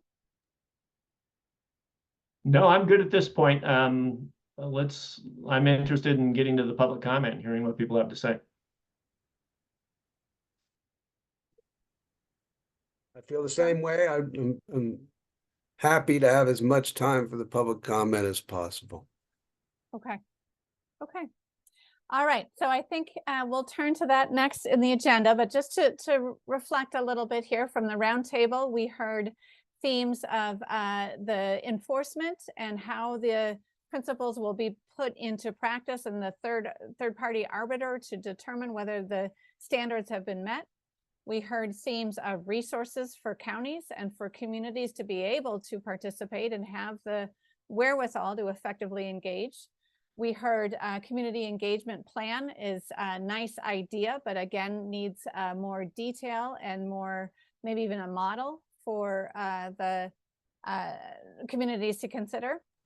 We also heard from the directors here of the need for speed and some urgency as we look to build transmission. And I'll then go ahead and let's move on to the next area in our agenda, the public comment here. And I know we're a little bit ahead, so if we miss somebody, we'll make sure that we come back around. I'm gonna, to members of the public then, thank you for your patience, and we'll go ahead and provide time here for that public comment. I do want to preface this by recognizing, as Maury said at the top of the start of the session, this is a chance for the public to share your perspectives with the board and to really give your input to the board of directors, and they're here to listen and learn to your thoughts. So I'm going to turn it over to my colleague, Matt Jones from GridWorks. He's going to facilitate the public comments for those who have signed up. Then we will leave a little section at the end here for those who may have just heard about it today and joining us last minute. We will make sure that you also have time. Please note that we're asking every speaker to keep comments to less than 5 minutes. When each person has 1 minute, I'm going to go ahead and flash on the screen here, see if I can bring that up for you. a little clock to let you know that you have 1 minute left for speaking, and then I'll flash the clock again the second time to let you know that time is up and time to hand it off to someone else. So Matt, I'm going to hand it off to you, please. Sure. Thanks, Kathy. And thanks to everyone who signed up for the public comment. In a moment, I will call on folks in the order that they signed up. So when you hear your name, and apologies if I mispronounce anyone's name, please turn your camera and microphone on and proceed with your comment. As Kathy mentioned, please keep it to less than 5 minutes. So to kick us off, Jonathan Fidrich, are you in the room? I'm just going to hold for a second here to see if he's in the room.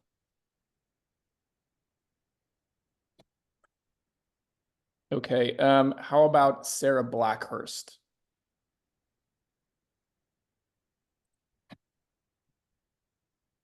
Okay, let's move on to the next person. Senator Brophy, are you in the room? I am. Okay, great. Hi there. I am pulled over to stop now in eastern Colorado.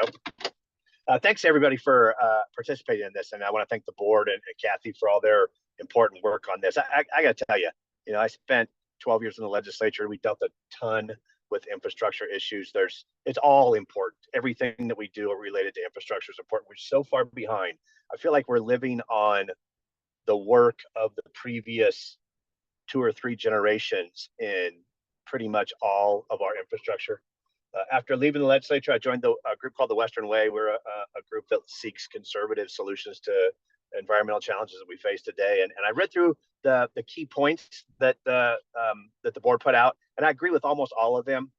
From a practical perspective, a couple of things I really want to highlight are that we definitely need to find ways for individual citizens at the local level and for local governments to have input into the siting of transmission projects, but we don't want them to necessarily have veto authority over transmission projects. It should be more along the lines of we have a better way of accommodating you over here than over there, something along those lines.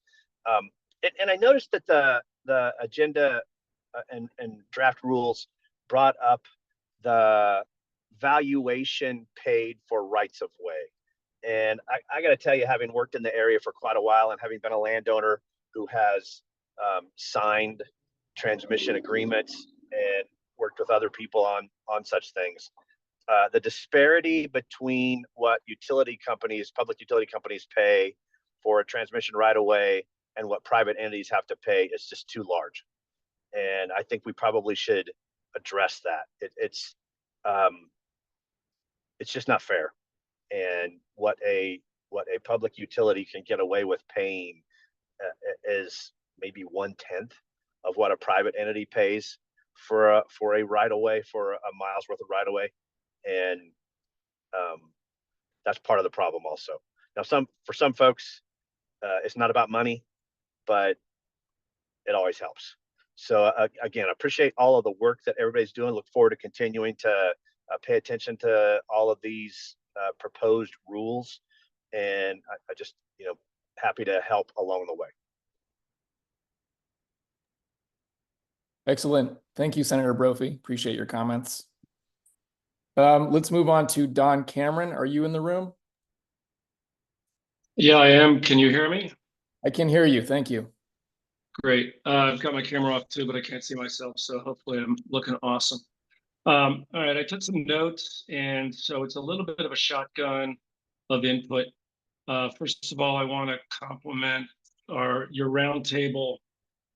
I have been in a lot of webinars, and those guys know their stuff, and I was just really impressed. Chris talked about doing context appropriate conversations, and as a local elected official, we're always dealing with character of our town and context. So making sure that that's part of the conversation is important.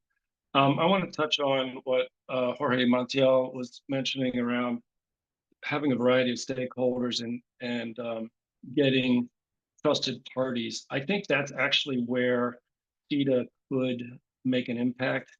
I think I like the idea of them being a mediator versus an arbitrator, but I think where they could really help is the convener. Somebody else mentioned that as being a convener. And I think if they could bring literally on the ground resources, I'm not sure who's going to fund it, maybe out of the Colorado Energy Office, maybe they could seek from Volunteers of America, but some process by which literally they bring in people on the ground who help convene and get those trusted parties to the table.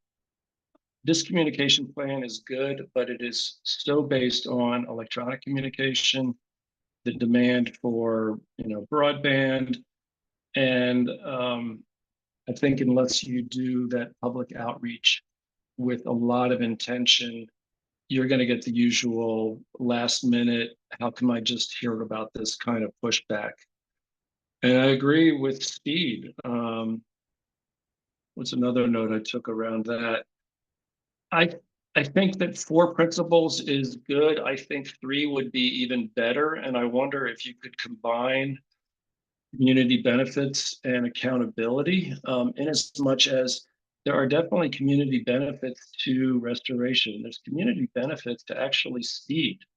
Not having something take forever to take place benefits the community because it's less disruptive in the near term. So I would consider more broadly the definition of community benefit. The other thing I would worry about, this is a thought I had before getting on this call, was developers using division within the local groups to their advantage, specifically around community benefits. If Joe says he wants a local park, and Mary says she'd rather have stream restoration, whatever the issue is, and they end up fighting over, I'll just say, peanuts instead of the bigger picture, that doesn't serve anyone. So I would just suggest that community benefits have a broad definition, and maybe that's another role CETA could have, is to help be a mediator around that so that the developer doesn't use it as some way to create division amongst the locals. And really more specifically, I think money is a big player here. I think that if developers were asked to just provide money and let the benefit be worked out later, sort of a cash in lieu or an impact fee, I think that could have some advantages of moving things forward. Don't let perfection be enemy of the good, because these transmission lines need to be built.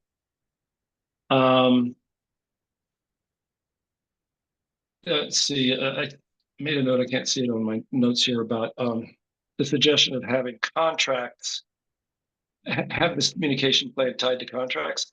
I like that idea, except for the fact that you're going to learn lessons and you may change your communication plans and the requirements. So I like the idea of having the communication plan incorporated by reference, but maybe not into the contracts themselves, just so that if you have changes in it, you're not chasing around, okay, which communication plan are we working with this developer at this time?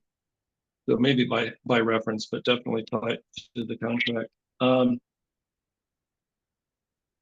I probably have more in my notes that I could convey, but I think that the panel did just a really great job. Oh, I did a couple other things. Federal and state lands and neighbors. When we get up against state borders, what ability does CETA have to reach to adjacent communities or adjacent landholders, states, federal, to make sure that developers don't have a different set of rules that they're playing by? I mean, I know that's a little tricky because it's intrastate commerce kind of stuff, but I would just worry that we do everything right here, but then other communities are left out and not treated well. Is there any way to have partnerships so that that doesn't happen? I'll leave it Thank at you, that. Don. Yeah, thank you. Thanks, Don. So let's move on to Joe Taylor. Are you in the room? Second call for Joe Taylor. Yep, I am here. Okay, I'm great. here. Thank you. I'm Joe Taylor. I work for Public Service Company of Colorado. I want to recognize the panel. That was fantastic stuff. And Kathy and Matt and Steve, we met, oh heck, what was it, Kathy, maybe a month ago to talk through some of these issues. We talked specifically about some of our efforts on the community relations side with the Colorado Power Pathway. Hope that was useful for y'all. I see some threads of that throughout these principles, so appreciate that. A couple of the thoughts I have been discussed already. My first thought was these principles should be included as contract language in your partnership agreements. Heard Steve and Maury talk about that as well. I think that's important. Some of the information, as I read through the principles that's required as part of this effort, kind of strikes me as information that might be closely held by a developer, not able to be found, you know, in today's world. So I think that's part of the reason for including the principles in contract language. And I guess related to that comment is, I would assume that these transmission developers that CETA is trying to engage as partners will review and accept these principles as y'all work toward partnership agreements with these developers. And my last question, or my last comment, is more of a question, and I've asked this to this board before, but is there a chance that these partnership agreements will be made public? And that concludes my comments. Thanks a lot. Thanks so much, Joe. Peter Calusi, are you in the room? Yep, I sure am. Thank you. Thank you very much. And following Joe is always really challenging, but let me say thanks for letting me speak here just briefly. I wanted here to support these principles, especially from our perspective here at NextEra. We really have looked forward through these. The foundation of them is really close to our business practices as we roll them out today. And we definitely think that they're pretty critical for working well within the community and making sure that all of our folks are involved here. We aim to involve all folks and all different viewpoints as we look at our development projects, especially giving input and opportunities to those who usually don't have the opportunity to. And we really feel that these principles allow us to be transparent and open about what we do and why we do it. And we think that by being clear and straightforward, that we're really able to build some better trust within the communities. We also realize that it's very important to check in with how we're engaging with the community and whether or not what we're doing is actually working. We find that that helps us stay more effective and meet the changing needs of all of our different stakeholders that we deal with in the development process.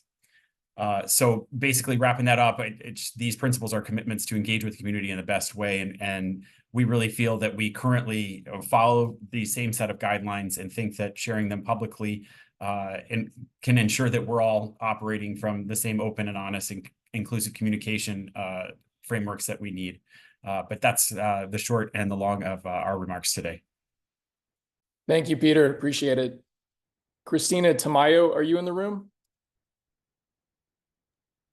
Yes.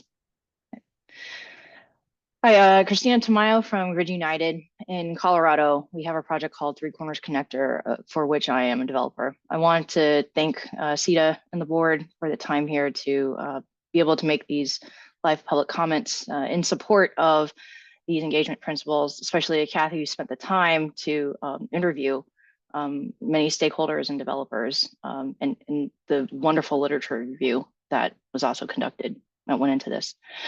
I want to use my time today to talk about our on-the-ground development approach that we call the landowner first approach and how it aligns with these principles, hopefully serving as a model for other developers to consider in its success. What does landowner first approach mean to us? This is an outreach methodology, a land acquisition methodology in which we are consistently engaging with the landowner in person, in mail, check-in events with the community, through sponsorship of community events and engagements. We see landowners as partners in our project and not a group that you finally start thinking about as you prepare for permits. They are the first group of people that we outreach with when we start a project. And that's really important. So as you move out from the epicenter of really the folks who are mostly impacted, vastly impacted, which are the landowners, then we start to do outreach to those groups as well. To date, the Three Corners Connector has considered over 110 reroutes over 2 years of development. A vast majority of those reroutes have been accepted into the reroute considerations. You know, we ask landowners for their feedback during preliminary routing. You do not have to start a land acquisition process to do this. It's something I want to highlight for other developers. How we do it is we do nest it within our land acquisition methodology. We do pay for survey permissions, and that helps us to understand what the route could impact along the landowners. Like, there's only so much that you can do as a developer by looking at a map and GIS spatial data. You really need to go on the ground and see what's going on. And I think that principle also follows in terms of outreach as well. And we've heard that from other speakers today. We do give structured payments, and what we pay is economically attractive and equitable. That means everybody is offered the same offer. We believe that this approach, or the landowner first approach, is what garnered us so much success so far in our development activities. And we encourage CETA that the spirit of these principles you've put forth today are on the right track. We like them, and we wanted to offer our anecdote about how it's worked for us so far in the state of Colorado. Thank you for your time. Thank you, Christine. I appreciate it. Anna Evans, are you in the room? Yes, I am. Okay, excellent. Great, thanks.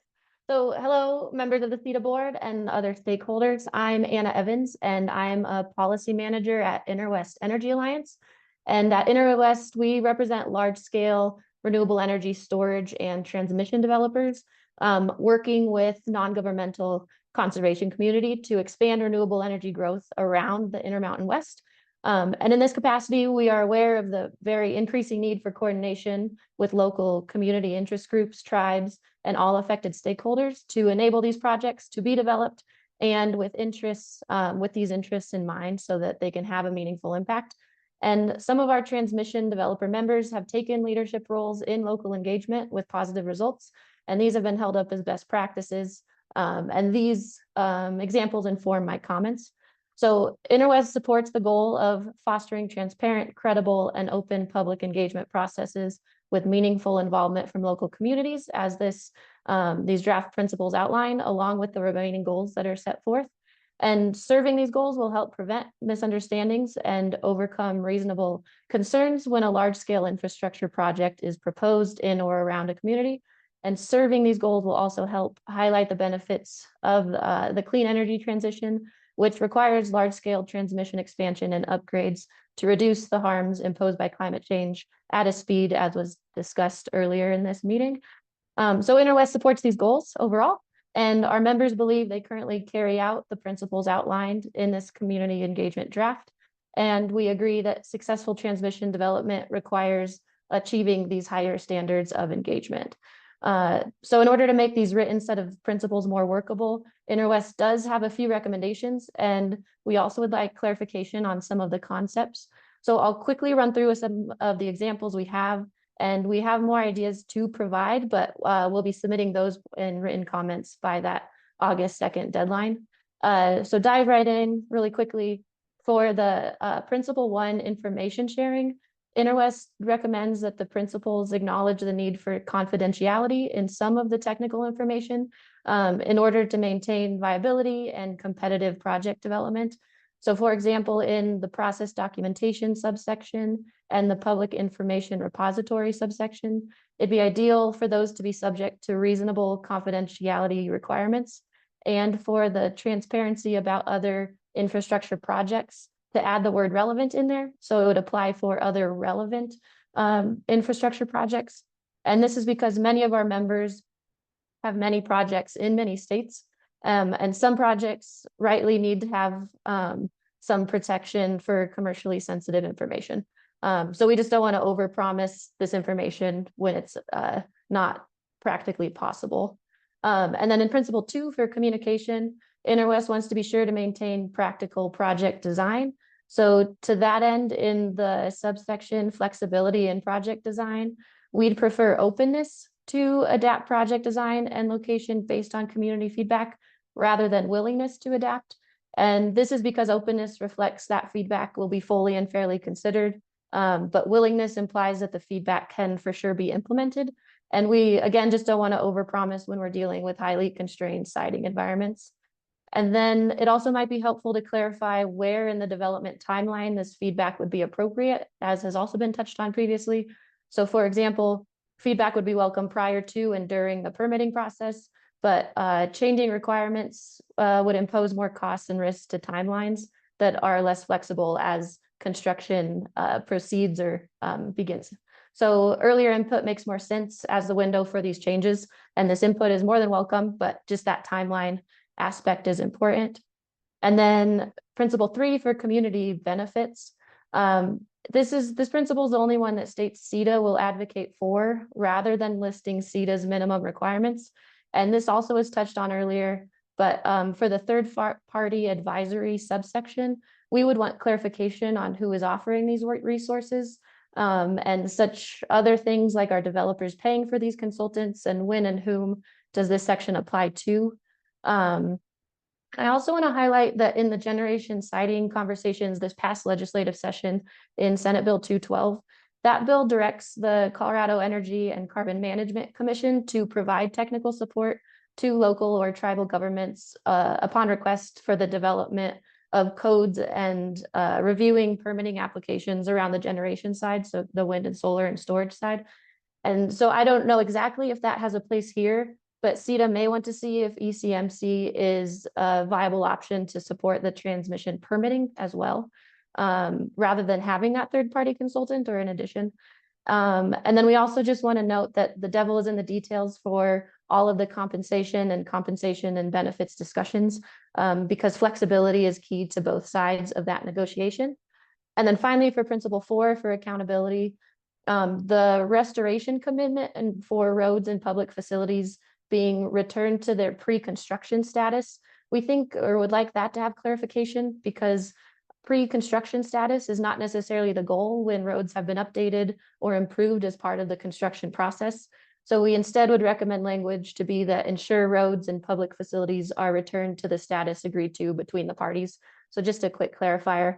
So that's all for now. So thank you for allowing me time to comment. And again, Interwest supports these principles overall, and our members are doing currently much of what these principles are laying out. We just have some concerns about the specific items noted. So we'll be providing these in written comment and are happy to discuss all of this further now or in future discussions. So thank you again for allowing me to have this input. Thank you, Anna. Ken Wilson, are you in the room? I am. Thank you. So I'm Ken Wilson. I'm representing the Colorado Solar and Storage Association. I'm an electrical engineer with 50 years of experience, and I've had some level of engagement in siting during many of those 50 years. I was also on city council for 6 years and on a city board for an additional 5 years, so I have firsthand experience with community engagement. This new framework represents a significant additional process for transmission planning and siting that doesn't really exist today. Before taking on that additional process, we'd like to have a discussion about whether a problem exists that warrants this new layer of process. And I have the following high-level suggestions. We've not had any real problems with siting of large transmission lines in Colorado, except for the billionaire landowner who blocked the line over La Vita Pass to the San Luis Valley over 10 years ago.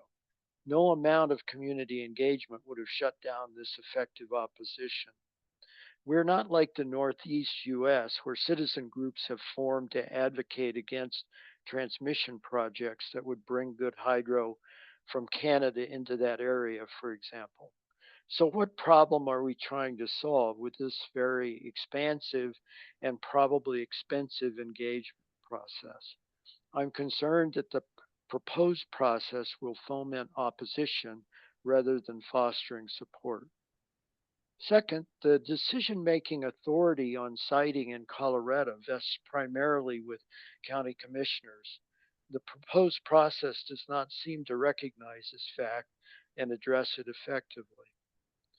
Third, Xcel seems to be progressing very well with siting of the Power Pathway and Tri-State with their new projects. And I'm very glad that the consultants have been talking with Xcel about their experience and their recommendations, and I hope they really listen to them closely. COTA and others are concerned that the process being proposed may seep over into siting of generation projects, making them more difficult, expensive, and time-consuming.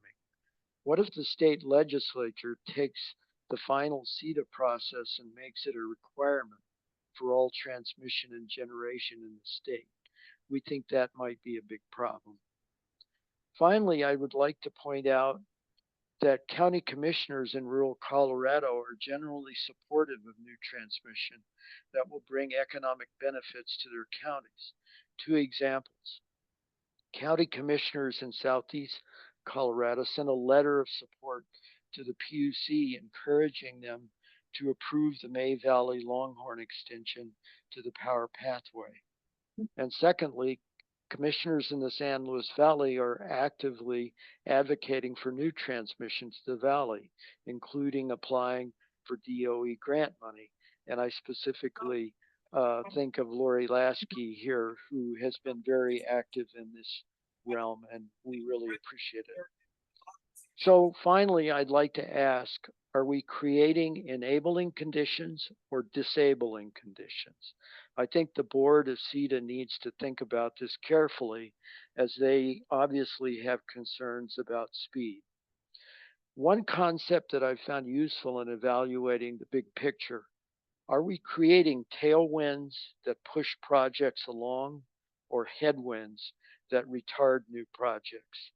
Think about this with respect to the speed issue of getting new transmission actually approved and built, because it takes a long time, and it's already a very, very expensive and onerous project.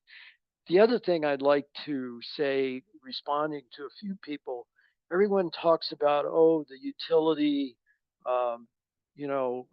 gets more benefit out of this, blah, blah, blah, or the utility will pay the cost. Remember that the ratepayers pay for everything. Even if it's a merchant transmission project, that the cost of that project, all of the costs, eventually get into ratepayers' rates. It's passed through. Anyway, thank you very much. We look forward to additional thoughts and discussions on this topic. Thank you very much. Thank you, Ken. Doug Howell, are you in the room? Yes, I am. Thank you. Thank you, Matt and Kathy and Steve and Maury, for holding this webinar. Extremely informative. I really appreciate it. I appreciated the one you held earlier in the year. Also super helpful.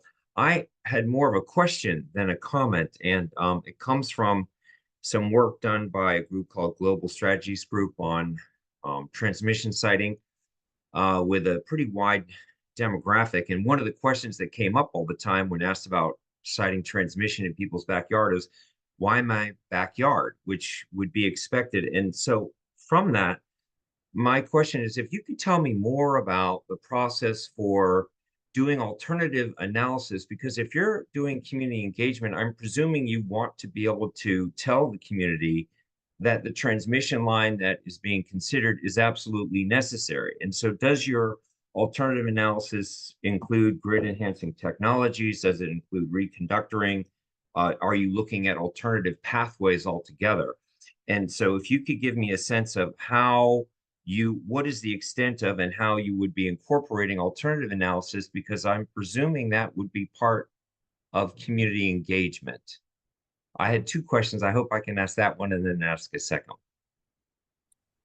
Sure, I'll start with that, and certainly invite Maury to step in here if I'm overstepping on CETA's mission. But in the enabling legislation for CETA, it is very clear that a part of CETA's mission is to consider right-of-ways, reconductoring, alternative transmission technologies. And so in a separate work stream and a CETA study that's ongoing, that work is happening and alternatives are very much a part of the consideration.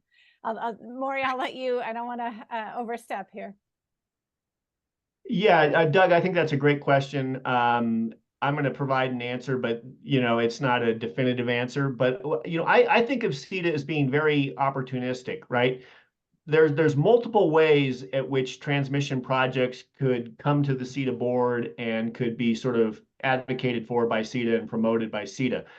One is the process that I think Kathy just mentioned, where we are currently conducting a transmission capacity expansion study for the state of Colorado. We are identifying transmission needs out 20 years into the future, assuming pretty aggressive electrification and electricity demands in the state. We've identified some reliability needs out there in the 20-year period. We're also looking at needs for interregional connection, and we could identify some needs to better interconnect with our neighbors. And part of that transmission planning exercise and that study is considering the alternatives that you mentioned, right? Are there ways that we can achieve those needs that don't involve greenfield development? Can we reconductor lines? Can we use existing rights of way? Can we use grid enhancing technologies to achieve the same goals? And so that's one way in which your issues and your questions get handled here at CETA. But that's not the only way that projects come to our attention and come to the board for consideration. We also have the ability to enter into public and private partnerships with transmission developers and other entities. We've received inquiries from transmission developers. Our partnership development committee has met with several developers. I think that through that, and so CETA could theoretically, enter into a partnership with a independent transmission developer to promote a project that achieves some of those goals, some of those needs that I was talking about. And part of evaluating the alternatives that you're interested in would be CETA sort of requiring as a condition of our partnership that those things be addressed and that those boxes be checked. So it's not a straightforward answer. It's partly because I view CETA as being very opportunistic. You heard from several board members early that there's an urgency here. We don't want to put everything through the slow, deliberate process of conducting a transmission plan and then assessing what comes out of that plan. We want to be able to move nimbly and quickly. And so there's multiple ways that projects come to our attention. There's multiple ways that we would assess some of those alternatives that you're talking about. I hope that helps. And Maury, it does. Can I have a follow-up to that? And that was super helpful. Thank you. So I presume when you're engaging the frontline communities that they would want to know that. So is that part of the engagement saying, look, we wouldn't be in this backyard, your backyard, having this discussion if we didn't think it was necessary? Do you have some way of managing that communication that you just shared with me with frontline communities so you can address that fundamental concern? Well, again, a great question. I think that's why we're here today, right? CETA is considering community engagement practices. We're considering what requirements we want to sort of put on ourselves and put on our partners to divulge some of that analysis, right? And so, and I think we heard from our panelists that, you know, there's some, and some of the public comment that we just received, you know, that there's a need for transparency that also has to be, I guess, balanced with a need to protect confidential and proprietary information. Again, I think CETA ought to lean in the direction of sharing that alternative analysis with the communities so that they're aware of it and are informed by it and can react to it.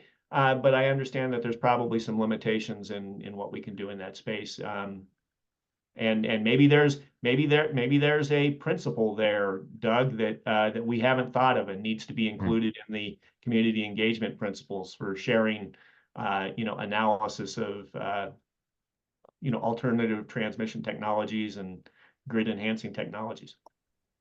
Thank you. I'll pass on the other question. Thanks, Kathy. That was great. I appreciate the time. Thanks, Doug. Thanks, Maury. Thanks, Doug. So I just want to swing back around and see if some of the folks that signed up initially who weren't here are now here. So let me go through that list. I have Jonathan Fitterich. Are you in the room? All right, let's move on to Sarah Blackhurst. Give it a moment here. I'm going to open the floor for anyone who didn't have a chance to register. If you would like to speak, please raise your hand and I will call on you. And if you could say your full name.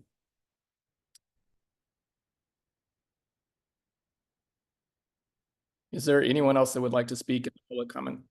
John Parks, go ahead, please. Great, thank you. This is John Parks with the Colorado Energy Office. James Lester is on the board, is my boss. But I just really appreciate all the work that's gone into developing these community engagement principles.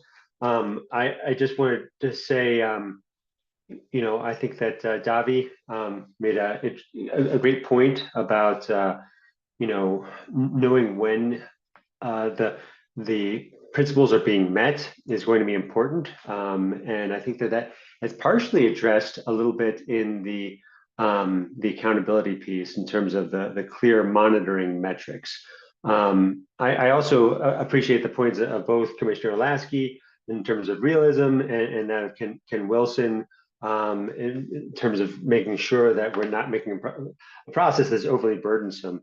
I'm a former educator before I came to the energy office, and so I'm a big fan of you know, rubrics and metrics, and so it makes me think about looking at these different principles, especially the information sharing and communication principles, and thinking about you know, making kind of a rubric, you know, for each of those.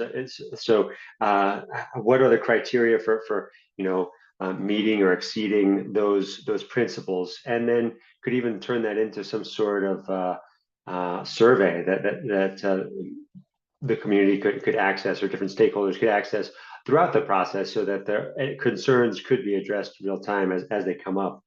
I also think that my second point is that these principles align very closely with the principles of the bill and IRA. So the federal legislation around infrastructure, and I think that it could definitely help with seeking future funding from those sources, having these principles in place, and demonstrating you know, that these principles are being achieved in good faith.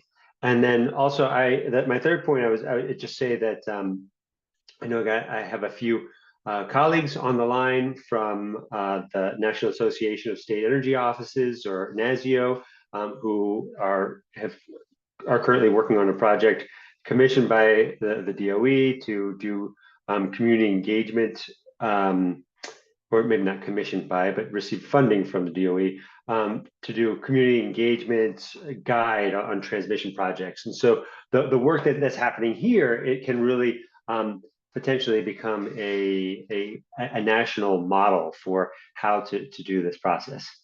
Thank you. Thank you, John. Christine, I see that you have your hand up. Please proceed. Thank you. Hi, my name's Christine Gianlazzardo. I'm with RMI. RMI is a philanthropically funded, nonpartisan nonprofit working to accelerate the adoption of clean energy globally, inclusively, equitably. That said, my comments today are somewhat off the cuff and they're my personal opinions. I have colleagues on the line. I know that we will be submitting written comments. My work recently has been in studying community benefit plans that the federal government requires for funding opportunities. Kudos to CETA. These principles do a good job of bringing together and articulating a lot of the best practices that have come across in these community benefit conversations, including having sessions like this where you have open public comment. I'll also give you kudos for getting ahead of the problem. It's been noted by academics, including Larry Susskind, that you mentioned in your literature review that energy infrastructure siting is not currently governed by a democratic process. So it's a strong, proactive move that demonstrates foresight that you're instilling community participation principles now. I have 3 comments. 2 of them are initial reactions, and then I'll ask concluding one, but the transparency and repository of information is a great principle. I wonder about metrics for success of transparency that might help preempt some of the conversations around arbitration that we've been having today. From a community stakeholder perspective, we certainly have examples of the kinds of practices that we want to avoid. I wonder if there's a way to agree on the type of transparency that we want to see. It could be principles such as the number of access points to this repository of information, the demographics of who accessed it, who submits comments, who's aware of the project. I think the point is that what we're trying to see is meaningful community engagement. There's actually a checklist of points that the Grid Deployment Office is trying to make standard as transparency in one of their funding opportunities.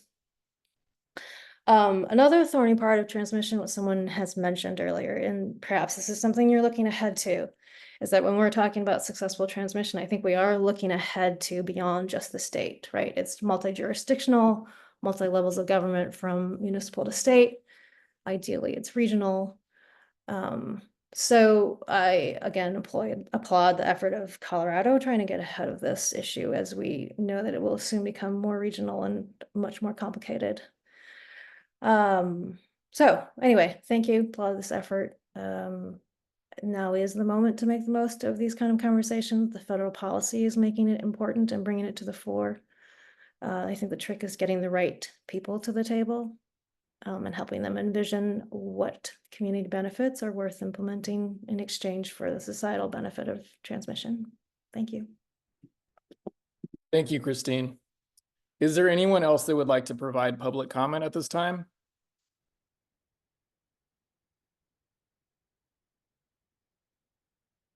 Okay, well, thank you, everyone. We appreciate your time and your participation. This now concludes the public comment section of the meeting. I'm going to turn it back over to my colleague, Kathy. Thank you, Matt. And yes, thank you to everybody that took the time to put their thoughts together, and we welcome specifics. So the written comments that will be coming requested by August 2nd, please, if this has prompted more thinking for you, or you have more specifics, or even redlining the principles and adding in suggestions would be most helpful as we take the principles to the next stage. So at last piece on our agenda before we adjourn is to return to the CETA board directors and see if there's just a chance for you all to react to or provide follow-up thoughts to anything that you heard in the public comment section, or chance here for you to follow up if you're so inclined. Kathy, it's Roger still here, but I think our video option has been disabled, which is fine, but I keep hitting that, and maybe it's just me. You cannot start your video because the host has stopped it. I'll just go ahead without video. The comment I'd make, start my video. There we go. Thank you. I'd hate for you to miss my smiling face after 3 hours. Thank you, everybody, for all the comments. I've been listening. I just have one additional suggestion. The need for speed is obviously very much a theme. And you have the unenviable task, Kathy, Steve, others, of trying to condense all these comments into, an additional written draft. I would suggest perhaps a section about that I think draws from some of Chris's comments, that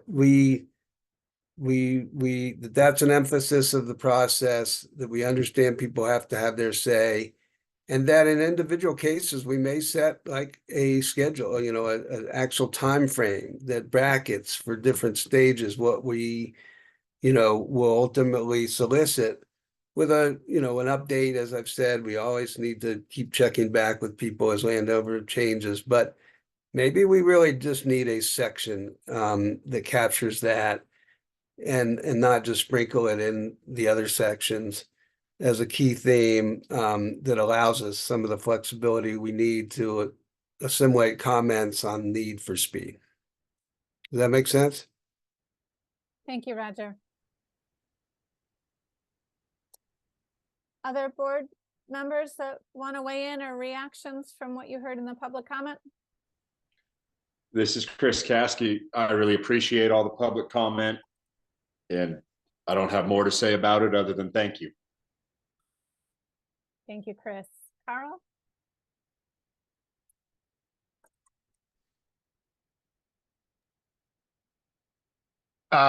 Okay, hopefully you can see me. I had to switch away. Good. I see the nodding. Thank you. And I hope I don't have to lower my hand. I had two things.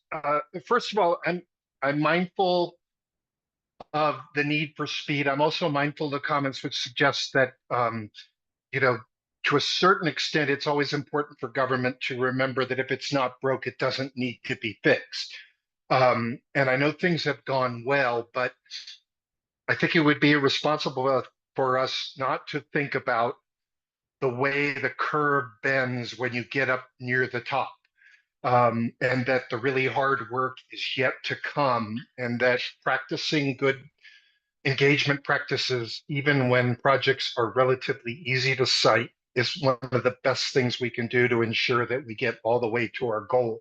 So I guess I'm full of our ultimate goal in my thinking and comments today. But it's striking the right balance that to remember that we're also learning. That we're going to learn as we go, and we're going to constantly improve, and we're going to constantly check in on things. So that's the second big comment that comes back, is that there's a lot of feedback loops that need to be built into it. I guess the term is cybernetic. The process has to inform itself. Both our failures and successes in community engagement have to be documented and ongoing, in order that we really do get to the point where that last 10% is a lot easier than we feared it would be. And then finally, just one sort of general comment that kind of arises from this, and part of this is from my history too. So I'll never forget a case in which, sitting as a commissioner, we turned down a transmission line, and I had a chance to comment on the decision that the quality of an application is determined as much by what goes on before the application is filed as by what's in the application itself. And so it leads me to wonder how we can encourage, how we can ensure that even before CETA becomes a potential partner or is approached for some role in the process, or where we become aware of it and have to integrate it into our plans, that we really put it on the developers, who I generally think are thinking about these things long before we are, will catalog and communicate with us, as I'm being very selfish about CETA now, that when you want us involved, you don't just throw in an application like you throw it in front of an approval organization, but that that the developers really document the ways in which they addressed and didn't wait on community engagement to make our partnership easier. So I guess it's, once again, it's sort of that role between partner, but also convening leader that CETA will have that will benefit by that. And that's probably something that we need to make sure is adequately established in our partnership agreement terms, which is a great thing to learn from this process, and we can get to separately. I'm not going to add that to your scope at GridWorks, but I guess connecting the dots between these various efforts is high on my mind in order to address these holistic concerns. Let me just close by saying how impressed I am with the people who decided to participate in this and think carefully about what they wanted to say and give us really good input. I very much appreciate all the stakeholders who have been part of it, and Maury and the GridWorks team and everyone for putting it together. So thanks a lot. Thank you, Carl. James? Yes, thanks, Kathy, and thanks everyone for participating and adding your very, very helpful comments. So our office recently published an analysis, and in order to meet our goals, we need three times the amount of wind and 5 times the amount of solar to meet our greenhouse gas goals. That we need a lot of transmission to accompany that renewable energy.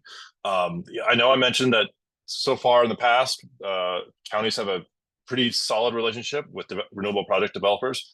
But the trend nationally, you can look at a recent LBNL, Lawrence Berkeley National Lab paper with RAP, showing that opposition of community against renewable projects is growing, and those numbers are not looking good for the future. I think we're beginning to see that a little bit in Colorado, as Roger mentioned. So we can't assume that things are just going to be going on as well as they have in the past, and that's why I think CETA really needs to engage in these community engagement principles, because if we don't get this right, we're just going to cause more and more opposition to not only transmission, but renewable energy and our state's goals. So just wanted to put that out there, but thanks everyone for participating. Thank you, James. And I know I've been seeing some folks kind of come in and out. Are there any other CETA board directors that haven't had an opportunity that wanted to lend some reactions?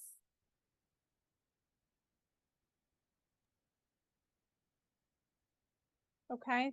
And then I want to hand it over to Maury before we close here. Any final thoughts? Yeah, let me just give it a 30-second board closer. Thanks again. And I want to acknowledge Ken Wilson's comments from COSA about setting the bar too high and ending up with a template that becomes unworkable. I think we're very sensitive to that as well. And ultimately, this exercise is ironically very similar to what the balancing act that we'll need to go through with the community as a whole, balancing the various input we've received. So good practice. And again, thanks again to all.